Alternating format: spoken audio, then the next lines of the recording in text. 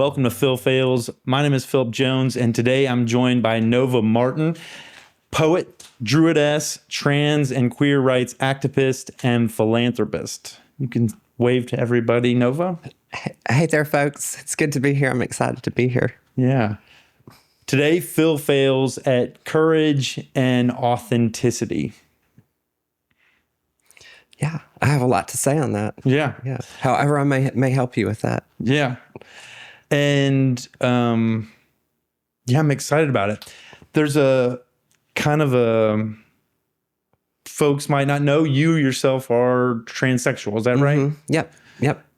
There's a way I want to I don't know anybody that's transsexual. I haven't hung out with anybody that was transsexual. And I have a fear that I might say something wrong or Yeah. Well, I'll help you a little bit. I actually do use the term transsexual, and I can talk about specifically why I do. Most people nowadays say transgender. Transgender is generally more politically correct, and there's views within the trans community, sometimes we shorten it to trans, on why we don't use transsexual, because certain parts of the population use it to kind of demonize this. I actually have reclaimed it on purpose, but I already did it, is what you're saying? Yeah. But you're fine. Transgender is the more common one. But like I said, I actually say I'm a transsexual woman. Or I say I'm a transgender woman, trans woman. But the reason why I use transsexual is because for me, my experience, my manifestation and expression of who I am, bringing out my authenticity, I believe is embedded within me biologically, that it is an issue of what we call so far biological sex, and that I actually had physical traits within my body, within my mind, that are what we would call female. And so therefore it's an issue of biological sex. Therefore I say transsexual. Yeah. That's why I like to use it, because it more resonates with my experience. And then also on purpose, I use it because it sounds threatening to more, conservative type of folks who are scared about it. It's like I'm a transsexual. You want to be provocative. Yeah, throw a little kind of, there's a little whip on it when you spice on it. Yeah. I'm gonna turn this on Do Not Disturb. Boop. Man, you're a rabble rouser, Nova. I am a provocateur. It's a bit of me. Yeah. Nice. Yeah. Well, we need provocativeness. I think that viewers want to see provocative stuff. They want to see. I mean, I think it's great for television. Controversial for content. It's great. Yeah, it's not always great in community spaces sometimes or whatnot, but. Yeah, so if y'all tuned in to see a provocative discussion about transgender, where a cis white man makes a bunch of mistakes with language, and a kind transsexual and transgender woman holds him harmless.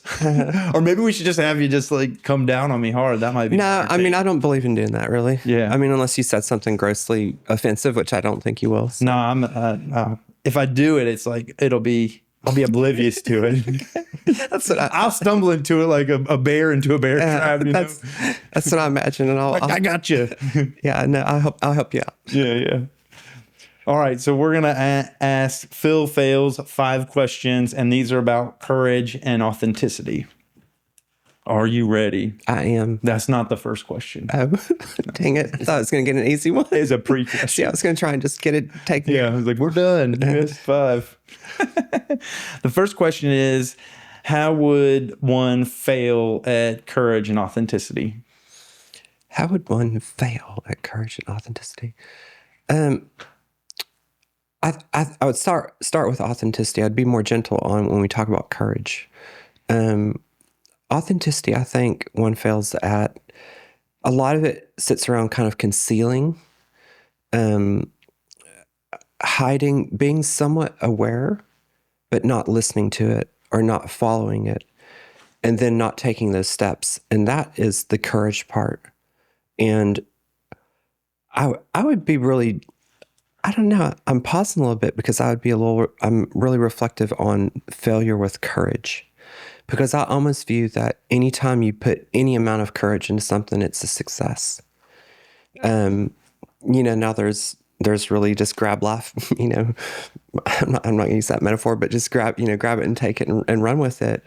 Like really big energy. Let's do it. Grab it by the bull's horns or the bull by horns, the balls? by the balls is what I was going to say. Balls? I don't know what I can say. We show this after 10. Okay. So you can say grab them by the balls. Grab it by the balls. Yeah. You know, I don't want you to curtail your language. Okay. If you want to cuss, I want you to cuss. Okay. I just want you to be full you. Okay, that sounds great. This does air on Austin Public Access, also on YouTube. And I think it's more important to have just authentic. Yeah. I'm quite a sailor. I have a sailor mouth, so I'll try not to. Sailor's mouth. Yeah. Yeah. I think with courage, you're talking about failure with courage. There's big courage, and then there's just little, eeks of courage. And I think all the above are great. Mm-hmm. So, how would one fail at courage? I really have to ponder that, because, I mean, maybe an extreme would be like somebody who's braggadocious about their courage, because then it becomes something else, right? Prideful or not humble. Right. Yeah. And then just, I guess, the base level failure is just never activating it, never trusting that you can do it. And most human beings, I don't think, have that, but there are some who have had really traumatic lives and, really struggle to take any kind of step. But again, the kind person in me would be, I would pause at calling that a failure, because sometimes there's conditions beyond one own individual that produces quote unquote failure in conditions, right? So that's of course my views. Yeah. So with authenticity, it's somehow ignoring an inner intuition. It's like there's this inner thing that says you are this way, and you just ignore it or turn down the volume of that and prioritize fitting in or prioritize. Yep, that's right. Oftentimes, you do what you think you should do, or what society thinks you should do, or what your family thinks you should do, or you mask. You take on something else, but you really wanted to do, this. Like maybe it's with a career, maybe it's loving someone, loving a certain type of person. Yeah. And with courage, it seems like it might be hard to fail as long as you can't live without exerting some amount of courage. So any amount is a success. That's in my view. Yeah. Yeah. What are the kind of the little learning levels along the way? What are the learning experiences along the way of courage and authenticity? I think it's listening. I think it starts with like listening, which is a form of like awareness. Then there's a bit of reflection on that, what you've heard, what you feel, what you sense. Then there's, then you can go to like acting on, or you can go to like hypothetically acting on, kind of like a thought exercise, doing a envisioning. And then perhaps acting on. And as you act on bringing like authenticity forward, then it becomes like a sculpture. When you first do anything, you bumble about it. You're just taking shots, and sometimes people get a high off that first engagement, like, oh, I've done it. I finally did it. But, I can reflect on my own experience of coming out and transitioning. Initially there was this great joy, and there still is. There's still quite a bit of joy. But then the world starts to give you feedback. People say things, Initially people in my life were very kind and pretty supportive. I was very fortunate for that. It's not the experience for many trans people. And I'm from Denton, Texas, and North Texas, and it's very supporting and loving and open-minded community generally. We had when we were going to school there. So Nova and I went to school together. Mm-hmm. When we went to school together, Nova, I didn't know you as Nova. I knew you by another name and by another gender. That's right. Yep. But I think when we went to school there, wasn't there a trans man that was running for mayor? I should know that, but I don't. So I have no idea. Okay. But I'll look that up now. I'm really curious about that. And tell me what you find. Yeah. Because this might. Oh, I could probably text someone and get an answer. I remember there was this trans human. I don't know if he went by him or her, but that was running for mayor. And it's just a distant memory. Anyway. Yeah. Okay. Say more. So the next wave of authenticity after you've kind of taken some action is you're going to get like either you're going to have self-reflection, you're going to get some feedback. And then the big key is grace, giving oneself grace, or we could call it compassion. And then another level to that is giving others grace, because as you're trying to become more and more authentic, people are going to have their opinions about you, their feedback. And sometimes it's going to hurt. You know, that we could be talking about a skill. We could be talking about changing one's style. We could be talking about changing one's gender. You know, people are going to have opinions. And you have to learn to take some things in stride. You have to, and you might consider certain things because of what others say. You might say, oh, I've failed at this, or I'm failing at this. But you have to learn to say, but that's okay. I've taken 3 steps. I want to go 5 more steps. And so giving oneself grace, and then I believe in giving others grace, because otherwise, if you don't, you're going to end up people can end up being bitter or aggravated or angry and hateful. And I've certainly held all those feelings at times, but there's times when you have to say, I'm going to let these go so I can in my view, more fully shine, you know, and be more holistic as in my authenticity. So that ability to give grace, and then to keep going, to take more and more steps, more exploration, you know, to be open to, you know, who I thought I was or who I would be at the start of my transition is not who I am now. And even who I thought I would be 6 months ago is not necessarily who I am now, in both good and bad ways, in ways that I'm proud of and in ways that I've failed at, you know. And but I will talk about specifically authenticity with transitioning, with transitioning a gender. When I've mentored a fair amount of other trans folks, and you hear me a lot talk about grace. Grace is like a gentleness that goes within authenticity, and it pairs great with courage too. So, I think those are a lot of the kind of the levels or the phases, if you will, of authenticity. I think the last thing I'd say is that I don't believe we're ever quite done, and I don't really believe we're really meant to be done. Right. You know, so there's no. In my head, you know, the universe is circular, and you know, it's not necessarily you're not going to like a peak. Yeah, there's no finished product. There's a kind of a eternal pulse, you know, to the an ebb and flow, you know, and so. What I heard was of the lessons along the way of courage and authenticity was it begins with listening and awareness. Listening to your inner guidance or your inner intuition, your inner knowing.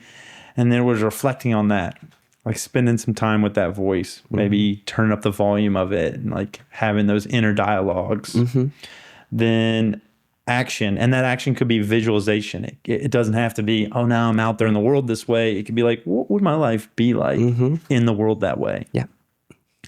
And then you said sculpture, which it was like, I thought of it as, you know, this imperfect way of realizing that visualization. It's not going to be perfect. You're not going to come out there day one and be, you know, a virtuoso pianist or whatever it is. You're going to step out there and you're going to craft this way or this expression. So there's a little bit of artistry to it. Sculptor's an artist.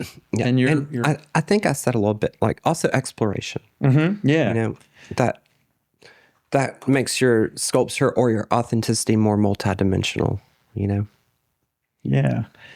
And then it was self-reflection. So you kind of cycle back on yourself. You're back, hey, what was that sculpture? What was that exploration like? And through that, you're going to get some feedback, inner feedback and external feedback. And you mentioned self-grace or self-compassion. And then I think you were speaking to you were speaking towards giving others grace, giving others compassion. And I think what you meant, or what I took from that, was the people that give you feedback that you don't really like, or that's, I don't want to call it negative. It's like that's their thing. It's hard. Sometimes you get feedback that you don't like that's hurtful. Right. Sometimes you get feedback you don't like that you're able to still say, well, I think it's truthful. I don't like it, but I think they might be right. And sometimes you get feedback that you deduce is just like, oh, I think that person's either just mindless, or I actually think that person did this intentionally in a hurtful way. Right. And you have to figure out how to allocate those things, you know. And, you know, sometimes it takes weeks, it takes months, it takes years to allocate some of that with people. The first one is loving what is. Someone says, well, this is how I see it. And you say, well, I kind of see it too, but I don't really want to see it that way. I don't know how to love that truth or that shared awareness that you're given. And the other one is maybe it's more about them, but it's not necessarily negative. Like they're not trying to be mean and they're giving it. And it's still more about them than about some shared awareness or some shared truth. And the third one is just kind of trolls. Yeah. Right? Yeah. People that are just trying to stir up and be mean to folks. Yeah. Yeah. And also, I think people who might be close to you, sometimes it's a power thing. Sometimes people say, I mean, the cliche is we hurt the people who are the closest to us, you know? And people who are close to you, they know you really well. They know your history. They know your vulnerabilities. And maybe they'll say something maybe they're jealous about something, you know, about you. So they'll say, oh, you know, you really think you're hot stuff, don't you? You know, or, you know, and, you know, for me, I'm like, oh, do I, you know, and, you know, and then start worrying, do I come across as if I just think I'm the biggest biggest cheese on the planet? You the biggest swinging dick around town. Is that where you're going with? No, I love butchering cliches, so I just made that one up. But yeah, the biggest piece of cheese on the plate. Yeah, I like a big piece of cheese. Yeah. So yeah, you know, it's interesting kind of sifting through negative feedback, because I tell you, with being a woman who has transitioned, you know, a lot of people have views on it. A lot of people have feedback. Yeah. You know, my mom has said things to me that had no idea really. She had no clue what the impact was, you know. For what she said? Yeah. Yeah. A lot of cisgender women who are born assigned female at birth, have said things to me that they didn't really appreciate what they said, you know, and whatnot. I've even had other trans women say things to me that I was like, what? Excuse me? So, but we're kind of focusing on this, but it's important because going back to authenticity and courage, because if you were to listen to and hone in on that feedback or those opinions, you might decide, I'm not going to take any more steps. Yeah, I'm going to shut the door on that. Yeah. The world said no, thank you. And then when you're feeling that, that's when you have to say, you know what? I'm going to keep going. And give yourself grace, compassion, grace. And give those people grace and compassion. Yep. Because otherwise you'll end up focusing on that stuff. On them and not yourself and your own journey, your own growth. Yep.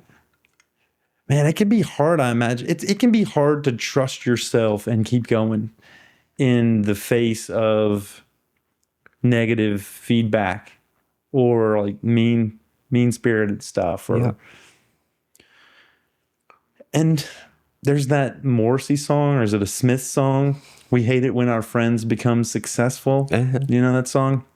I don't know. I grew up listening to the Smiths and a lot early Morrissey. So, yeah. And I imagine some folks resent when people live their authentic self because they're still in a cage.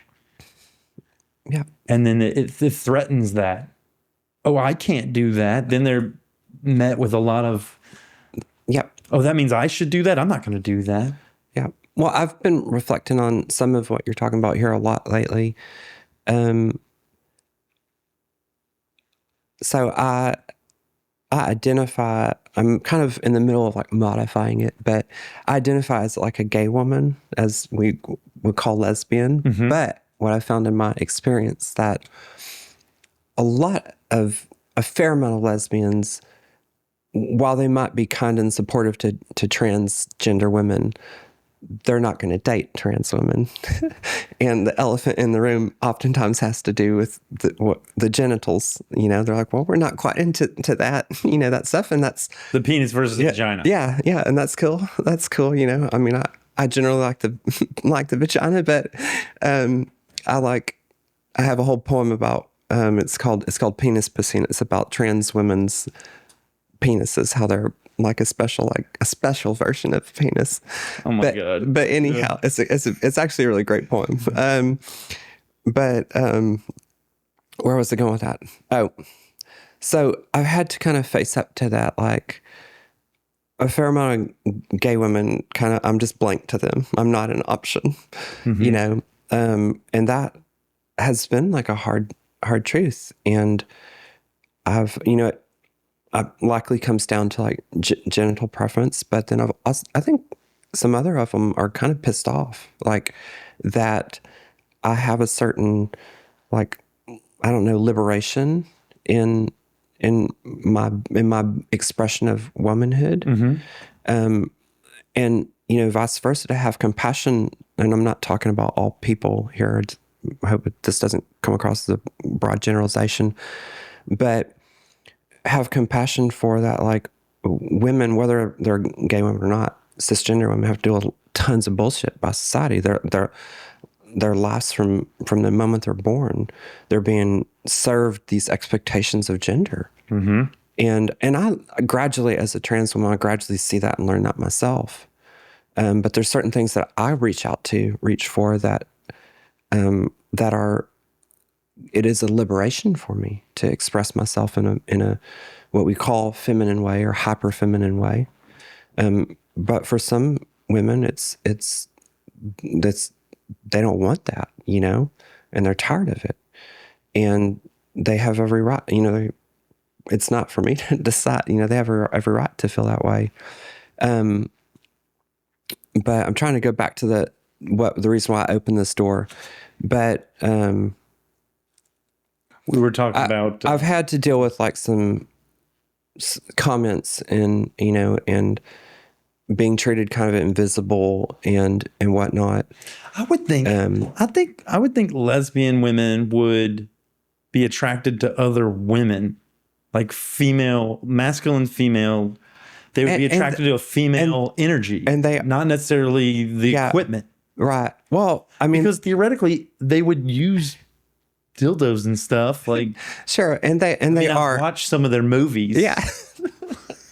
Yeah, and they are. And I think a good point here, just I always say this about trans women and like lesbians, it's like there's a spectrum of lesbians. Oh yeah. You know, there's a spectrum of like trans women. And so it's just in my experience that I've had to encounter feedback and opinions sometimes and exclusion and judgment. I bring this up because it's the area that I'm attracted to. Yeah. But then it's like, it's been a weird experience, you know, to identify with that and be like, oh, I've gotten a fair amount of kind of like a little bit of weirdness and exclusion and yada, yada. And the point that I really want to step back to is I have to learn to go, okay, which is a weird thing. Not like just a complete passive okay, but okay, this happens. Early on, I used to, and I still do sometimes. It come across as like, woe me, you know, and I've gotten to a point lately where I'm like, you know, I'm not going to be people's, you know, cup of tea. Yeah. And that's fine with them, and it's fine with me. Yeah.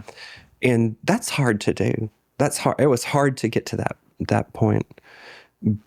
But it's still, it's important for me, because then I say, well, I'm still valid, you know, even if I'm, you know, 1 out of 300, you know, lesbians preference, if that, I'm still valid and being proud. I'm proud for them. I'm proud. I have lots of lesbian pride for all the different manifestations of it. Yeah. And I'm not gonna, because maybe I might not find the most acceptance within there, I'm not going to get bitter about it. There's a reason why I'm proud of, like, why I believe in, like, woman to woman love, you know. I'm very much like, you know, we talk about being a provocateur. I don't believe in the patriarchy and the default setting for the way our society has been for thousands of years. And so I believe that woman to woman love is a very empowering, a very safe way to be for anyone who identifies as woman. But those are my philosophical beliefs, right? I'm not saying that. I'm not going to go and can't enforce that on the world. And Right. Of course, that's an absurd idea. But yeah, so I still have, you know, lots of pride, even though there's some occasionally disconnect, right? Because I think it's important to still, I think in this age, it's important to still figure out ways that we can stay connected, even when our connection is not perfect. Because we have this culture of, like, people, you know, canceling other people if they don't use the right words. Well, we have echo chambers. Yeah, you have that as well. You know, I think it's really important that and part of this for me is, like, getting alternative points of view and perspectives, folks that live a totally different life than me, so I can learn and grow. Yeah. It'd be like me getting a Republican or Trump supporter on here, which I would be totally open to. If there's a Trump supporter out there, I mean, I'm not personally one, but I would talk to them, and I want my existence, my frame of reference, to be influenced by a lot of different viewpoints, a lot of different perspectives. Yeah. And there's value in it. In some of my, like, activism for trans rights, an angle I've taken is to actually connect with conservative politicians. There's still more work I want to do with that. But oftentimes conservative politicians don't even know trans people, which is scary, because they're writing, you know, legislation to. Well, Nova, I'm pretty liberal and I don't know trans people. Yeah. Yeah. You know? Yeah. So I'm not Republican. I'm not conservative. Yeah. And I don't. Yeah.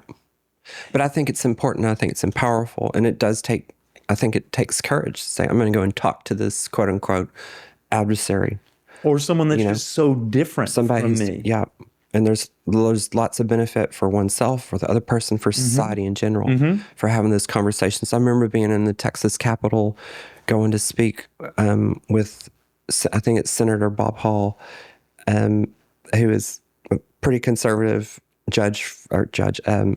senator, Texas state senator, from East Texas area. I can't remember the exact district, but had written a bill, and not in the most recent legislative session in 2023.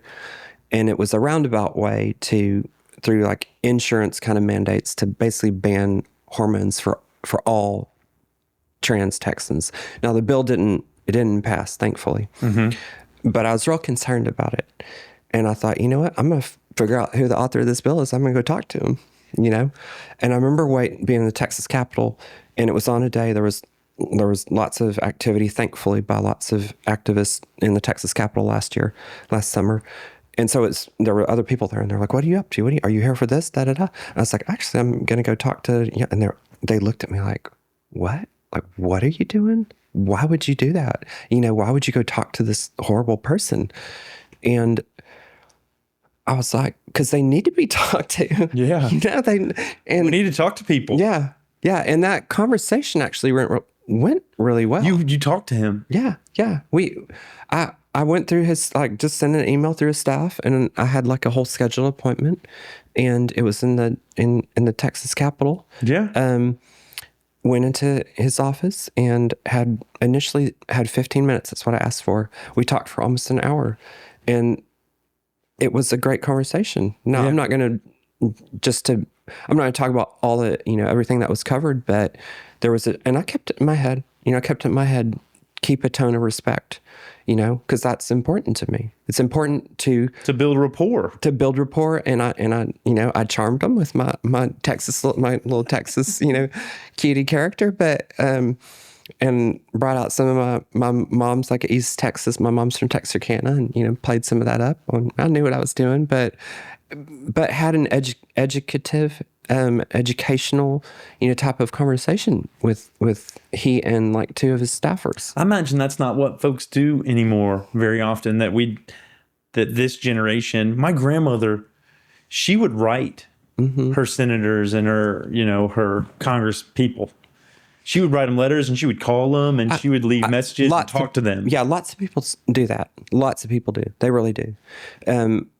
On all, there was over like 400, 500 pieces of anti-trans legislation last in 2023. And there were mounds of emails, mounds of recorded phone conversations. I'm talking, tens of thousands. Wow. So people do. They absolutely do. Now, whether they go and, think I'm going to try and talk to him, I'm not quite sure, But that was, as all this stuff was happening in April and May of last year of 23, I was becoming overwhelmed by it. Every single day, a friend would send me an article or whatnot would see. And I worked in UX design in tech. I worked for a well-known travel company, and I led their design, a part of their design department. Had a leadership position, had to be responsible for, 10, 15 people, designers, and just help them out, make sure that, they have what they need. And all this legislation was disrupting my ability to function. Yeah, you were focused on that. Yeah. There was one day I just literally spent the entire day crying. Yeah. In between getting on video calls for my work. And I went to my supervisor and I said, hey, I think I'm gonna need some time off. Yeah. And so I started exploring, like, some actions and activism. And I knew that people were coming down here. And I'm glad and thankful that they did, because they have had an impact, and they're continuing to do it. And I think we absolutely have to do that here in Texas. But I decided for myself, and I will, and I've done that a little bit in terms of being a part of, like, the group or the crowds that show up and they swarm the Capitol, and I think it's awesome, and they chant and they drop banners and stuff. I think it's really badass. But I thought for myself, I wanted to do something a little different, because a key part of who I am are like relationships and conversations. And that's where I got this idea. I'm like, okay, I'm going to track down this senator who had this bill that I was really worried about, and I'm going to go talk to him, and I called a couple other ones and spoke to their staff and gave them my views and my concerns and whatnot. And it's harder to ignore a human being sitting across the table from you, talking to you for 15 minutes that turns into an hour, than it is an email or a voicemail. That's right. That's perhaps contentious. Like, you're looking me in the eyes. Yeah. And there's a meeting of the minds. There's a there's a relationship building. And they did say something to me at some point. They're like, well, Nova, we just had such a great time, chatting with you. And then they said something like, well, you're not like, all the rest of them. The rest of them. And actually, that was probably the moment where I had to do the most management, because I go, they're like, and I kind of stayed, I'd let them kind of keep feeding me what they're trying to get at. And they're like, well, they're just real angry, And I'm like, and I go, well, your entire party, it's on the Texas Republican platform, and they're continuing on with it. I just saw the new platform that came out. It was something like to curb the influence of transgender people in Texas society, or or something like that. That was in the previous platform that I think was from like 22 or 21. And I said, I said, your party has specifically stated and brought us, our whole class of people, which is actually mathematically a very small section of Texas society. You're saying we're gonna go after this little bitty small group of people as a platform. And I said, that's why all those people are pissed off. That's why they're angry. That's why they don't have any like decorum with you, right? Yeah. And I said, so I go, yeah, I may be different, but I wanted to have still a conversation with you all, But those people are pissed off because you're targeting us, right? And then think they're targeting, I play devil's advocate, or just they are scared of their way of life being threatened by influence. I think on the surface, that's what they talk about. I think it's really about on the politician level, they grab whether it's trans rights or abortion, whatnot. They grab these things because the Republican Party is in such a dire straits due to the diversity of the United States, and Texas is becoming a very diverse. We already are a diverse population. That diversity does not play well with the values of the Republican Party, the classical values of the Republican Party.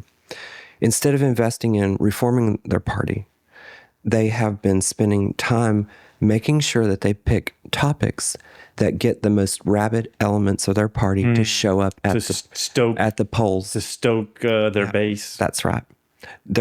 Fear. Not even their base, to stoke the fringes, the extremists. Yeah. Because it's that 5 to 10% is what keeps their party alive in this world of diversity. Yeah. And so now this is, there's I'm sure there's probably lots more to it, but that's why I think they have the politicians and the parties and picked on their platform. That's why they're coming after trans people. Now, do some of them deeply, truly hate trans people? Hate/disagree, which are separate, but certainly. You got to know somebody to hate them, though. They hate the idea of something. But I got the feeling and they could have just been, talking, again, I always butcher cliches, talking through their teeth or whatnot, but they could have just been playing nice, but I got the sense that they actually respected me, right? And if that individual who I met with, truly had a deep animosity for trans people, it didn't come across that way. So who knows? But I think you hate ideas, though. It's harder to hate people. I think you meet a person, you get to know them. Yeah. And that's why I think it's effective to have those, to go have a relationship type of relational activism. Back to our questions about authenticity and courage. What do you think success looks like from courage and authenticity? What is a successful kind of cycle, like effortless moving towards more authenticity and more courage? What's that look like? Sorry, the cycle to make it more effortless? Well, yeah, I guess I think to of become success. I don't think success is a goal or like a place. It's not a location. I kind of think of success as like a dog that's got the scent of something. So it's like wayfinding, like, oh, I've got this iterative direction towards success. I think it's like, for example, if we use my transition as like an explosion of authenticity, a nucleus of it. There have been so many other things that have come out. So I think it's continuing on with more and more and leaning into it and creating, because sometimes, when we talk about authenticity,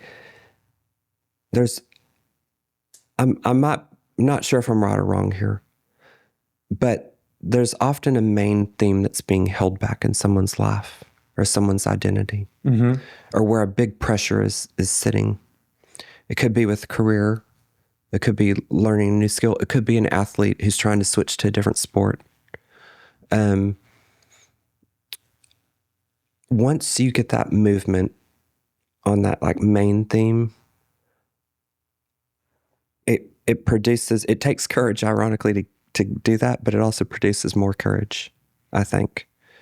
And so with like my transition, I started to find a multitude of things that I kind of knew when I looked back on my life, that I was like, yes, I'm going to do that. I'm going to do that. I'm going to do that. Not just about transitioning, you know, like, it could go with transition, but like talk about shame, like in sexuality and sexual expression. And, you know, that, well, if I can take the strides to, you know, go from being a male presenting person to a woman, then I'm going to be proud about that. I love sex. I like sex. I think sex is great. I think it's healthy to say that out loud, you know, and to be cognizant that when I say it, that like, you know, people demonize trans people. Oftentimes there's a trope and a cliche that trans people are sexual perverts and whatnot. And so that takes courage for me to say, you know what, I'm going to still say that I enjoy sex. I'm sex positive. I'm not going to have shame about it. I'm not going to let this like this trope that exists in society make me shut my mouth, you know? Doesn't everybody like sex? I think so, but I mean, but to feel liberated to like it though is different. You know, to like sex in a way where, you know, or to maybe like a certain kind of sex, you know, maybe a complete hetero man actually likes anal sex, you know, likes to be kink positive, yeah. to be accepting of all the different expressions of sexuality, including some that aren't common or aren't like that don't the norm, don't fit into the script. And so, you know, and I didn't have tons of shame necessarily, but I was like, oh no, I've discovered along with transitioning that I'm sex positive. I discovered that I had to redefine my actual sexuality. I was like, oh, as a woman, I'm really into women. Oh, I'm gay. Like, I didn't know that. I didn't know that real clearly. I didn't see myself that way. Yeah. You know, 10 years ago, ironically, I always hit it off. I really got on well with lesbians, you know, like when I was in my previous gender, I always had, you know, I had good friendships with lesbians, which is funny kind of looking back. But other thing is like hedonism, you know, and shame is attached to that too, or just being like, it's like, I enjoy partying. I really do. I truly do. I love connecting with people. I like being silly. I like being playful. I like dancing. I like having fun. I'm 47 years old, and I party probably a lot more than most 47-year-olds. And some people could look at me. I think my mom maybe sometimes thinks I'm kind of irresponsible, but I actually know how to party very responsibly, and I know how to handle my stuff, and I'm happy being somebody who enjoys partying and hedonism. You know, I have a little bit, and I wasn't like this. I didn't realize this. I have a little bit of like a raver girl, like in me that I get to enjoy. And otherwise, like going back to authenticity, somebody might've been my age and thought, you know, that's not real age appropriate. I probably need to manage that, you know, or maybe. What about when I was a kid? Partying was sex, drugs, and rock and roll. And a part of my life has been addiction has been a part of it. And it's been using drugs and alcohol as a distraction. And it's something that's probably gotten in the way of my authenticity. Drinking too much, smoking pot too much, all these things that I thought, well, I would use mental gymnastics to say, oh, these are helping me cope with my neurodivergence, or these are things that, you know, and not really seeing that they were dulling my shine. And I certainly think they can, you know, absolutely think it can for some folks. And I think I've done that at times myself.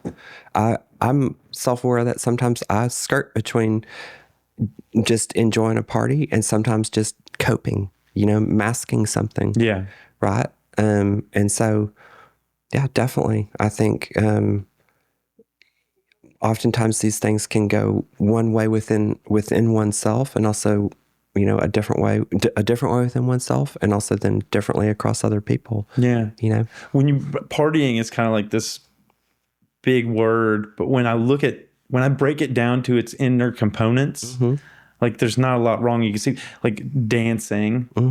That's great. Movement is medicine. I love ecstatic dance. I like social dancing, two-stepping, swing, all that stuff. So dancing's amazing. Tons of fun. I don't see what could be wrong with that. Music's awesome. Going and listening to music, getting lost and captivated by a great performance or performers. That's art.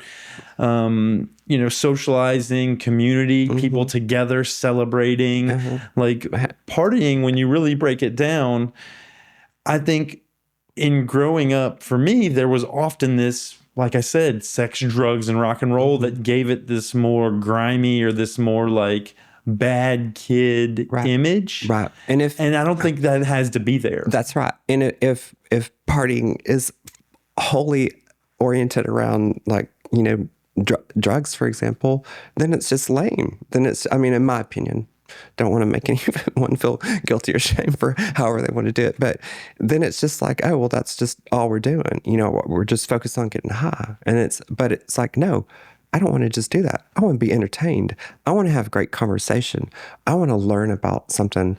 I want to learn some new insight on the people that I'm with. I want to laugh with people. So it's connection. I want to make them laugh. Yeah. It's connection. It's relating. It's also exploring music, exploring movement. All those things I don't see any wrong in. No, I don't either. And sometimes you throw substances into that, and it tweaks our consciousness, or it alters it in a certain way. And sometimes that's like pulling, you know, a curtain over us and blinding us. In other ways, it's like opening like 5 more rooms in our head. Kind of like how MDMA came to be through the lens of group therapy. Yeah. MDMA is fascinating. I in terms of the way it works, in helping, not even talking about it as a party, you know, drug, which is most people know it as, but therapeutically. Well, that's what I was saying. It came to be to use it in a therapeutic group therapy setting, if I'm not mistaken. And that's where it began. Well, it originally began as a diet drug in the early 1900s when it was developed, because they thought it structurally is a methamphetamine. I don't think it's proper exactly to call it a methamphetamine, but they thought that's what they were making, something that would just give you energy. Yeah. And it certainly does. And that was how and why it was produced. But I'm trying to remember the time era, but I think it was in like the 70s that psychologists started understanding, and therapists started understanding the emotional facilitative power of it, and developed, you know, initially did therapy with it. And then it exploded into a dance drug in the 80s. And now they're coming back to it, you know, for the use of therapy, because what it does is the amygdala in the brain kind of can govern a fair amount of our fear response. And I might be butchering this, so, you know, your viewers might be she's getting that completely wrong. But I believe it's in the amygdala. I'm using completely scientific words here. Yeah. Amygdala.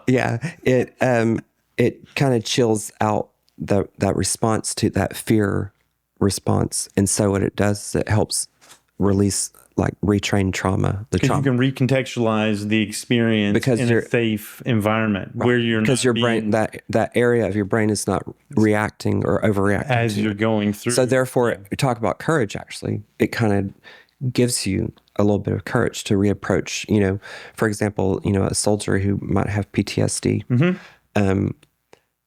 might not want to ever talk about memories of, you know, in a war zone. Yeah, traumatic experiences. Right.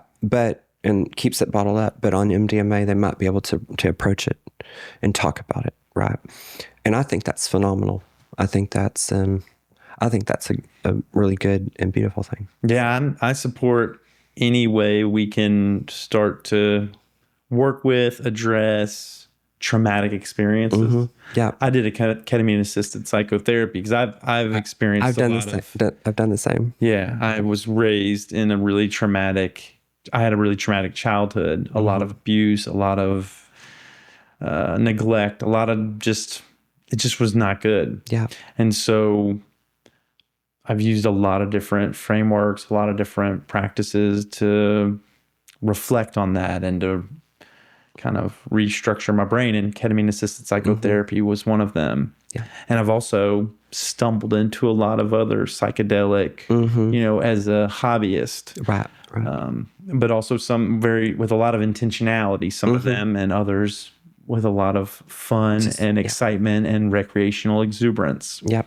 Yeah, and same. I've done very mindful and done very mindless use and exploration of psychedelics. Yeah.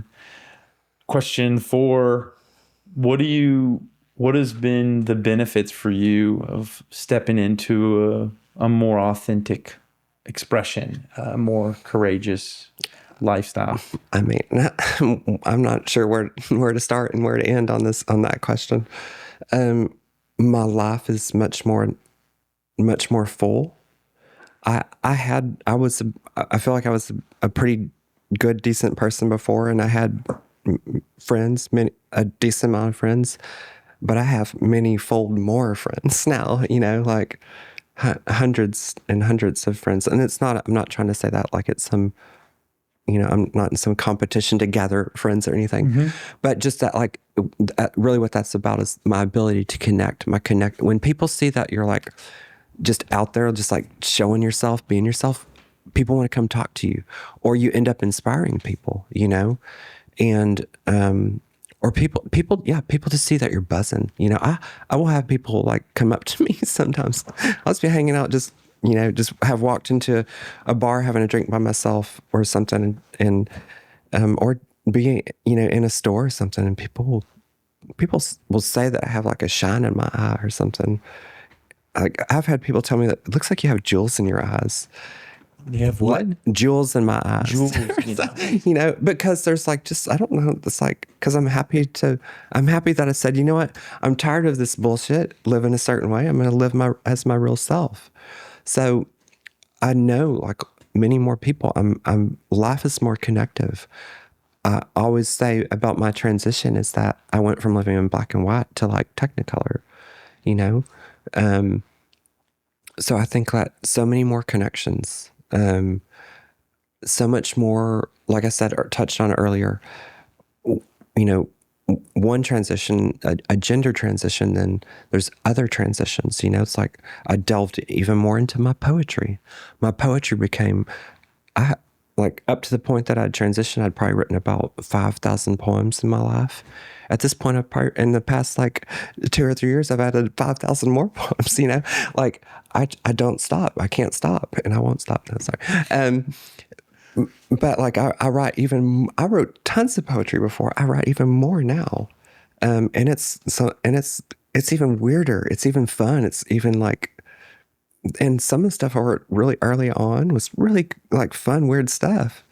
But the poetry even has like more dimension to it, and then everything else that I get to do now as like this new expression. Like I played soccer before. I love soccer. I'm continuing to play it. And it is a brilliant joy to play soccer as a woman with women. I love playing, like women play, and I suspected this, but like women play more collective than men do. And I used to I played on and I managed men's teams. And I used to get frustrated with them for sometimes being so like, one guy just wanting the ball and getting it and not wanting to pass it. And that doesn't happen as much with women. Women kind of tend to like, you have the ball for so long and then you get rid of it, and that's the way I like to play. Maybe they're more social. Yeah. In the way they play. Perhaps. Yeah. I mean, yeah.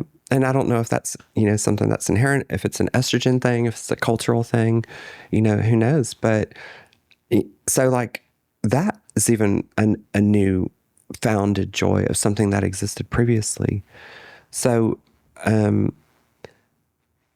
authenticity manifest authenticity. I think that would be, I went on a long ramble, but I think that's the way. Authenticity manifests authenticity. It does. Some more gets more, gets more. So there's a snowball effect. That's right. I believe that. That's what's happened. At least that's what's happened with myself. And I've seen it with other trans people. We call it trans joy. That once you're out being authentic, people then suddenly, I'm making this up, but like someone will be like, you know what, I'm going to start baking now too. I've always wanted to be a baker, or someone will be like, I'm going to launch my own business now. I always want, after they transition. Because transition, oftentimes before transition, it's a way people are living life in a muted way. And then once you feel more as your authentic self in regards to your gender, then those other ways that you want to be authentic or that you've longed for or loved, you start to listen to too. So it authenticity manifests authenticity. Authenticity begets authenticity. Yeah. So what would you say to someone that was,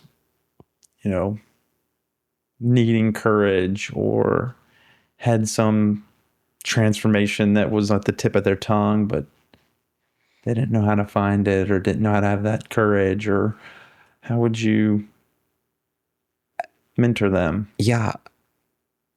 The first thing that came to my mind, I don't know if it's actually what I would say to them. I'd have to think on it. Mm-hmm. It's about how precious life is. And that before you know it, your life won't be here. At least in the form that we know. We're all going to die. You're going to die, which is a beautiful thing. And we don't know when. Yeah. It's a beautiful thing that's built into the impermanence to all animals and beings, right? Yeah. And now what happens? Yeah. What happens is separate conversation, but what you hold in your hands, what you hold in your body, it's going to be gone. And I don't know if I would start there, but you have to spend some time, I think, with that truth when you're sitting on something that you're scared of, or that impermanence, death, this how sacred and how sacred, precious, and this time we have, and it it goes quick. Yeah, and the older you get, it goes quicker, right? Yeah. So I would spend some area in talking about that, because you basically then, I feel like what you have to do is you have to get someone to go, okay, I don't know if I can take these steps, but oh crap, everything's gonna be gone. Is it important to me never to take a step? Is that more important, never to take a step, than to sit around and watch everything vanish?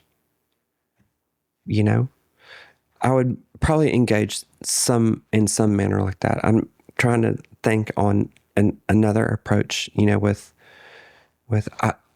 think sometimes with courage, or if we're talking about like something about fear, you oftentimes will have to explore trauma with someone. Yeah.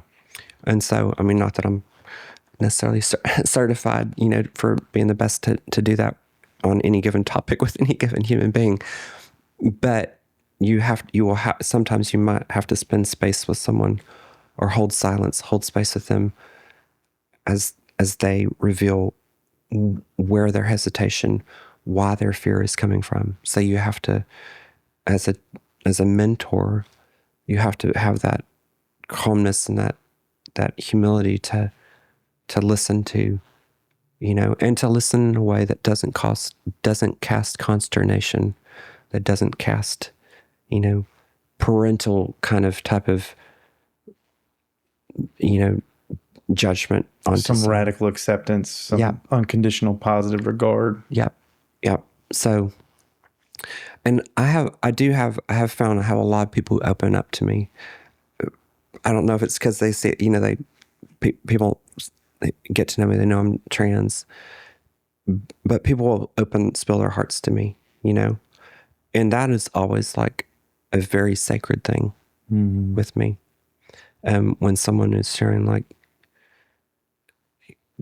and oftentimes it is people who have some spectrum of trans, within them and they want to express it. And they might be talking about a life experience of, why they've held it back or what they're scared of, Yeah. But I think it's very sacred when people are sharing a hesitation with you or a pain or a trauma. So I think that's something. I don't necessarily think it's about, what to say, but it's about what to hold, how to hold space. Yeah. Yeah. Trying to think of what else on that question, but that's perfect. Yep. That's all 5. Oh, is it? Yeah, 5 questions. Went a little bit longer than normal, about an hour. Yeah. But here I'll put down the pen and paper and we'll play a little game before we explore your life story. I've done improv now for, I don't know, 8, 9 years. I don't ever know when to add another number, I never know when to add one. So, but I think it's probably been about 8 or 9 years. Mm-hmm. And I love playing games as a way to like relate and to connect and also like lighten the mood. Okay. So I'll give you the choice of 3 different games and you could just say no if you want to, and we can find something else to do. Okay. But these are the 3 I'll offer.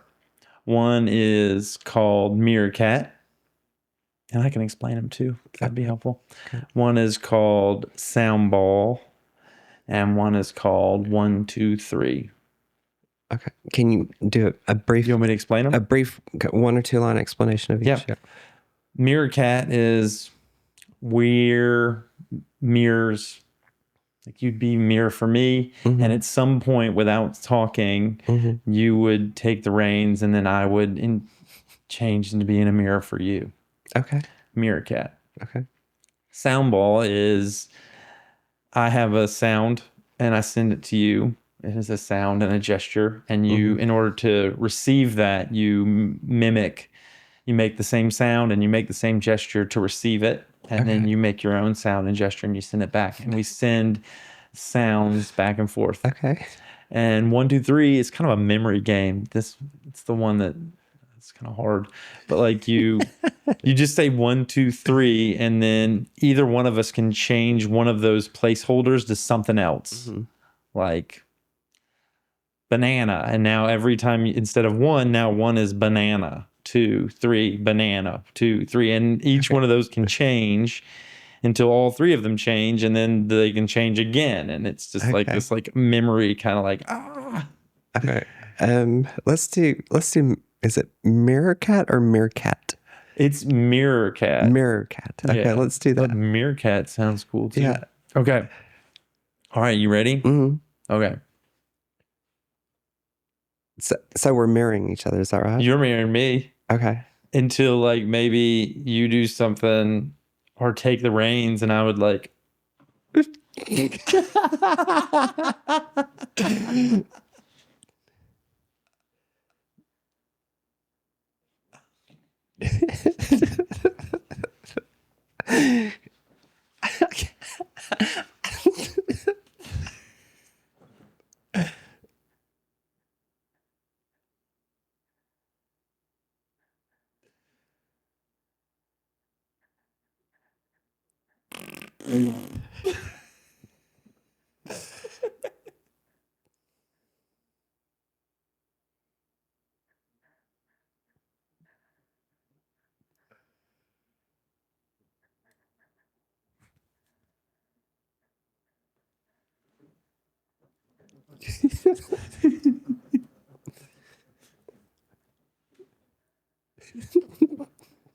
I'm dyslexic, so I've got my own issues.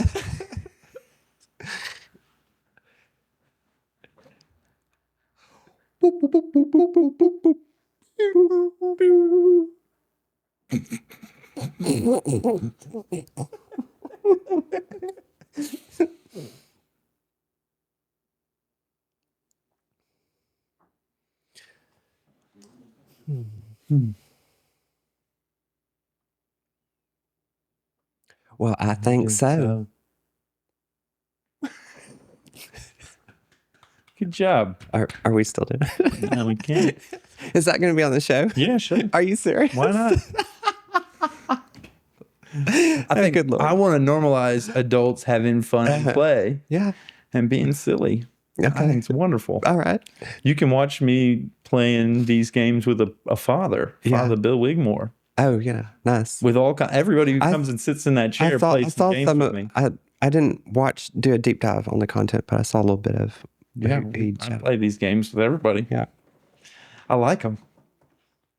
And ironically, sometimes I played with a man. His name is Dave Cuthrell. I've been releasing his stuff here recently. And when we played these games, he felt nervous and some overwhelm. Like to be seen and to express in that way publicly for him was well, I think a bit of a I think it nerve-wracking helps event. that there's not an actual public here right now. Yeah, they're not. They're in those cameras. Yeah, they're in there. Yeah. Just a whole think of a little stadium in each one of those filled with people. That would be fun. That I would really enjoy that. Yeah. I like. I've learned that's like another thing. I've learned like I like an audience. Yeah, I enjoy it. Yeah. Let's play Soundball. Let's play one more, and then we'll get to like your life story. Okay. This is a good one. Okay, ready? Okay. Woo, woo, woo, woo, woo. Is this one where we? Yeah. I'll do it, and then when I'm done, then you do it to receive it. So I go woo, woo, woo, woo. Okay, so I'm not supposed to mirror you. Yeah, do the same thing back, make the same sounds and the same gesture, but it's not in a mirror. It's like one, and then you receive it by repeating it. Okay. So it's more repeating. Okay. Okay, I'll do another one. Tweet, tweet, tweet, tweet, tweet, tweet, tweet, tweet, tweet. Tweet, tweet, tweet, tweet, tweet, tweet, tweet, tweet, tweet. Yeah. And now you put that one down and you come up with your own. Okay. Ning, no, ning, no, no, no, no. Me, no, no. That was pretty good. Hoo-yah! Hoo-yah!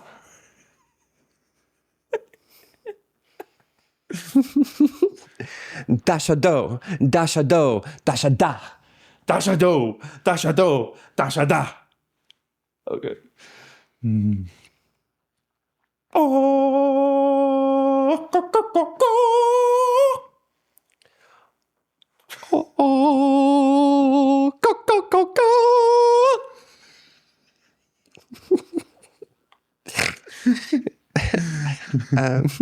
Let's see.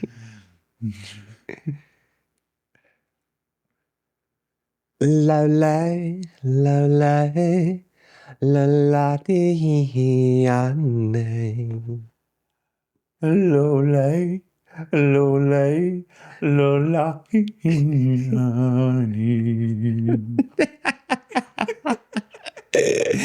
That's good. Yeah, pat yourself on the back. Yeah. We played some improv games. We had some fun and play. Yeah. And now we'll go to the next part, which is learning your life story. Okay. Where were you born? I was born in Fort Worth, Texas. Fort Worth? Mm-hmm. And that was 47 years ago. That's in 1977. Oh my goodness. Mm-hmm. What was it like? What kind of family were you born into? I have no idea what Fort Worth was like in 1977, but I was born into a pretty, like, I'd say like simple way I'd put it is a working class family. Mm-hmm. Yep. Like working class. When I think of Dallas and Fort Worth, I think of Dallas as like financial, like blue collar. And when I think of Fort Worth, I think of like more labor and blue collar and white collars in Dallas, right? It's like, I mean, I guess you could. I don't think nowadays I don't think that's necessarily the case nowadays. Yeah. And there's all sorts of, tropes we could say about Fort Worth and Dallas. Right. Yeah, I mean, I grew up in it's in that late 70s, 80s, early stage suburbanism. I mean, I think it had been happening in California and like New York. You were in the suburbs of Fort Worth? Yep. But that's a large part of the way life is now in cities all over the U.S. But I think it was really starting to kind of blow up. And I was in that I don't know if I'd call it the first wave, but the second wave of like kind of suburbs. I think the first wave happened in like California and New York, the suburbs of New York City and New Jersey. But I think in the late 70s and the 80s, I think in Dallas Fort Worth area, Houston, to Austin to some extent, and areas like Phoenix, they started to expand into the suburb culture that's all over the U.S. now. You were a suburbs kid. I was, yeah, and in a way, I'm real grateful and thankful for it. If I had, yeah, I don't know. I was about to say if I had it, no, I wouldn't change it. Yeah, I was a suburb kid. My folks got divorced, and I was a suburbs kid on my mom's side, and then I was like a small Mississippi town kid on my dad's. Mm-hmm. Yeah. We lived in the suburbs of Houston. Yeah, I think I vaguely remember that you had that experience. Yeah. Yeah, we, in my area, North Richmond Hills area, Mid Cities area of the Dallas Fort Worth Metroplex, we call it. I was in more like kind of humble or more working class suburbs, but I had friends who, in more, upper middle class, kind of a little bit, better off or whatnot. So, I'm trying to remember his name, the director who did all those wonderful films that are based out of Chicago, like 16 Candles and John Hughes. A lot of like what happens in those films I can relate to, like the kid or the girl who comes from a working class family falls for the Breakfast Club, 16 Candles, St. Elmo's Fire. Yeah. He I think he did Home Alone, the first one. I believe he did, but it touches on a little bit of that. But yeah. So I think I think anywhere in the world there's always fascinating kind of variables of like class, like division or class expression, and so very much got to see that and live that in the suburbs I grew up in. Also, just the explosion of kind of consumerism. Mm-hmm. I remember when my parents got a Sam's Club card. That was like a big deal, right? Big deal. And that was the early phase of exports largely coming from China. They're figuring out how to sell it to the American market, right? And so, as a kid, I lived that. It's funny, as an adult, I don't live that now at all. I don't even have a Sam's or a Costco. I'm not necessarily against it.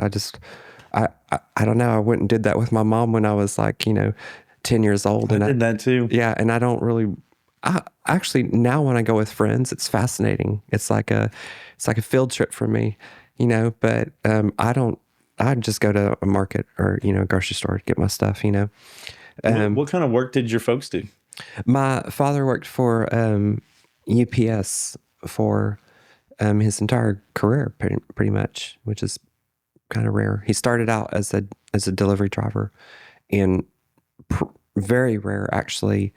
They allowed him to go into management. It was real rare at that time. You had to be a college graduate to go into management, and he wasn't. But he had, I don't know at what point in his career as a driver, I think he'd been there almost 20 years, 15, 20 years. And they said, well, we're going to bring him on into management. And so he finished his career, management at UPS. Wow. And what about your mom? My mom did basically like was an admin. I think early in back in the day, we call it a secretary. Mm-hmm. And it worked at, a couple of different places as an admin. So those are, I don't know how common those, that was for other folks in the suburbs, but yeah. The suburbs were, well, we lived in an area that had some kind of ruralness to it. So we would go and like ride our bikes and, just kind of get lost and do lots of, play and, grow up with little boys and, battle and play war and stuff. Mm-hmm. Go ride bike, BMX bikes and build jumps. Or the creek, did you ever do that? Go up and down creeks? Go catch crawdads. Oh yeah. Did you have brothers and sisters? I have an older brother. Brother. Yep. And your folks, did they ever get divorced? They did. They divorced when I was 18 or 19. Yep. A big thing that came out of my upbringing that's really a big part of my life, part of my identity and spiritual and philosophical expression is, I largely believe it has to do with growing up in the suburbs, because I looked around me and I didn't think in these terms, but I think I was bored. And I saw a bunch of like strip malls and, concrete everywhere. And so I started making up an imaginary world, imaginary planet, culture. And there's a land on it. It's called Kyram. It's like that's the main land, the main island. That's an island on the planet. And Kyram, I initially developed it to create a fantasy soccer league. I call it football. But because I was into English football, English soccer. And so I made my own fantasy soccer league I created all these these cities and whatnot. But then eventually I started developing it more and more, and I created history, and it became this story of colonialism, of a superpower empire like invading Kyram, and I was going to write like fantasy stories about it. But as I got older, I evolved it, because I'm still going to definitely write stories on it. But the main focus of it for a long time was kind of good versus evil, typical fantasy of like, conquest, war and stuff. That's still within the history, but I don't want to start there with the stories I want to write. I'm not going to go off on the tangent, but I want to take a different approach to it, where I'm going to write about kind of some travel writing of a journalist studying like the soccer in Kyram. So it has like, I call it fantasy realism. Anyhow, I developed all that from growing up in the suburbs. When did that start? How old were you when that started? That started when I was 12 years old, 13. So it's older. Creating a whole world, a fantasy world. Yep. And what was it? Was it drawings? Was it writing? Like, where did it live? I mean, that's what's funny is it was very creative, but about 99% of it was all up here. In your mind. It was all imaginative. No, I had maps. I made maps, so I knew what it looked like. But real maps, not just maps in your head. Right. Okay, yeah. Actual maps that I've printed out or colored. Oh. But otherwise, I didn't. If I was talented in different ways, maybe I would have drawn characters or something. But I didn't do that. I didn't even do much. I did a little bit of writing, but I always have been developing it to tell myself, oh, it's because I'm gonna write stories about it. I have over the past decade, I've written about 400 pages of the main story that I want to work on. I would like to finish that in the next 5 years, and would like to get it published. But that's a whole long story. I'm managing this because I can take us off on a long tangent with it. It's pretty cool place. Sounds really cool. Yeah. What was the family like? What was your family like? You had an older brother. How much older? He's 4 years older. 4 years older. Yeah, we were like pretty close, and we played pretty regularly with each other. As he got older, he went and did stuff with older kids, and at that point I'm hanging out, with my crew of friends. Yeah. My parents, I grew up in going to a Methodist church every Sunday. My parents weren't real heavy-handed about it, other than the fact that we went every Sunday. But my dad was kind of, not really kind of. My dad was a bit of a bully, and he was strict or aggressive. Yep. I mean, I think some of it falls in the realm of abusive, verbally abusive, and was physical on a couple occasions. So that left a lasting impact on me. He's verbally and physically abusive. Mm-hmm. Yeah, because I don't. To you, or to your brother, or to your mom. All of us. No, not all the time, but right. in moments, and when you talk about trauma, when you experience stuff like that, yeah. That has always put me in a place where I avoid. I'm averse to conflict, to aggressive type of conflict. Now, if I see somebody being, messed with or something, I will step up to it. I don't do that all the time, and I have my wits about me. But if I observe injustice, then I will step into conflict. But in interpersonal relationships or whatnot, or someone comes at me or something, I don't really like conflict because of that kind of energy that I had growing up around me sometimes. So. What was it like for you? Like, was it corporal punishment? Like, did you get spanked with a belt? Mm-hmm. Yep. We regularly got spanked for misbehaving at school, or giving up being a handful for my mom if we were out shopping or something. My brother and I go chasing each other around as kids do.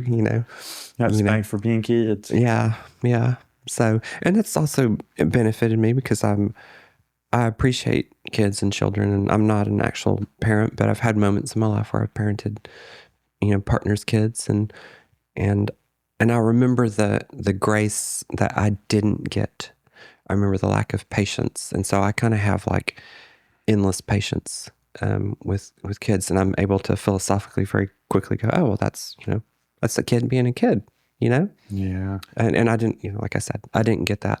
I had a similar experience as you had, and I've got 2 kiddos, and I lived through continuing that cycle of violence for a while before waking up and oh wow, and saying, "What the heck are you doing?" and changing. Well, I'm glad for you for changing that, and I think my daughters are the it's biggest beneficiaries of that, and myself. Yeah, you to be able to talk about that that's a big thing. That's a courageous thing. Yeah. There's a lot of people, a lot of men specifically, wouldn't be able to say that. Yeah, it was difficult. I think it was really difficult for my kids, and it was difficult for me to play out these roles that were modeled for me. And it was just, I didn't know any better. And when it came down to overwhelm, I just did what I had experienced. Yeah. And I think it was not great for my kids. And my hope is that it's not too late. Yeah. That the damage isn't, done. Yeah. I mean, there's all different ways that we manage and reformulate trauma, so you never know. My mom was kind of more,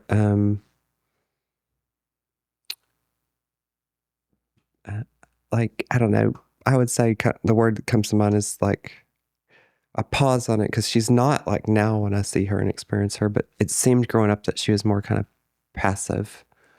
And the reason why I bring that up is because I've always been attracted to people and women who are more not passive, who have more, presence and more energy. And to be frank, to be honest, I think my mom was probably just tired, and had to deal with a partner who wasn't real supportive. My dad worked, brought home the money, and came home, watched TV, and slept, and went back to work, And my mom, cooked, took us to school, took us to like practices, whatnot. But when I looked at both my parents, I didn't see any sort of passion. I didn't see much manifestation of interest. My mom did choir, and she liked to sing and stuff. But I say this, I don't want to sound, it sounds judgmental, but I also want to be compassionate, is that I didn't see them living life with like zest or interest. And that left an impact on me. We didn't ever travel. We went on like 2 trips my entire growing up, from the time I was, born to 18.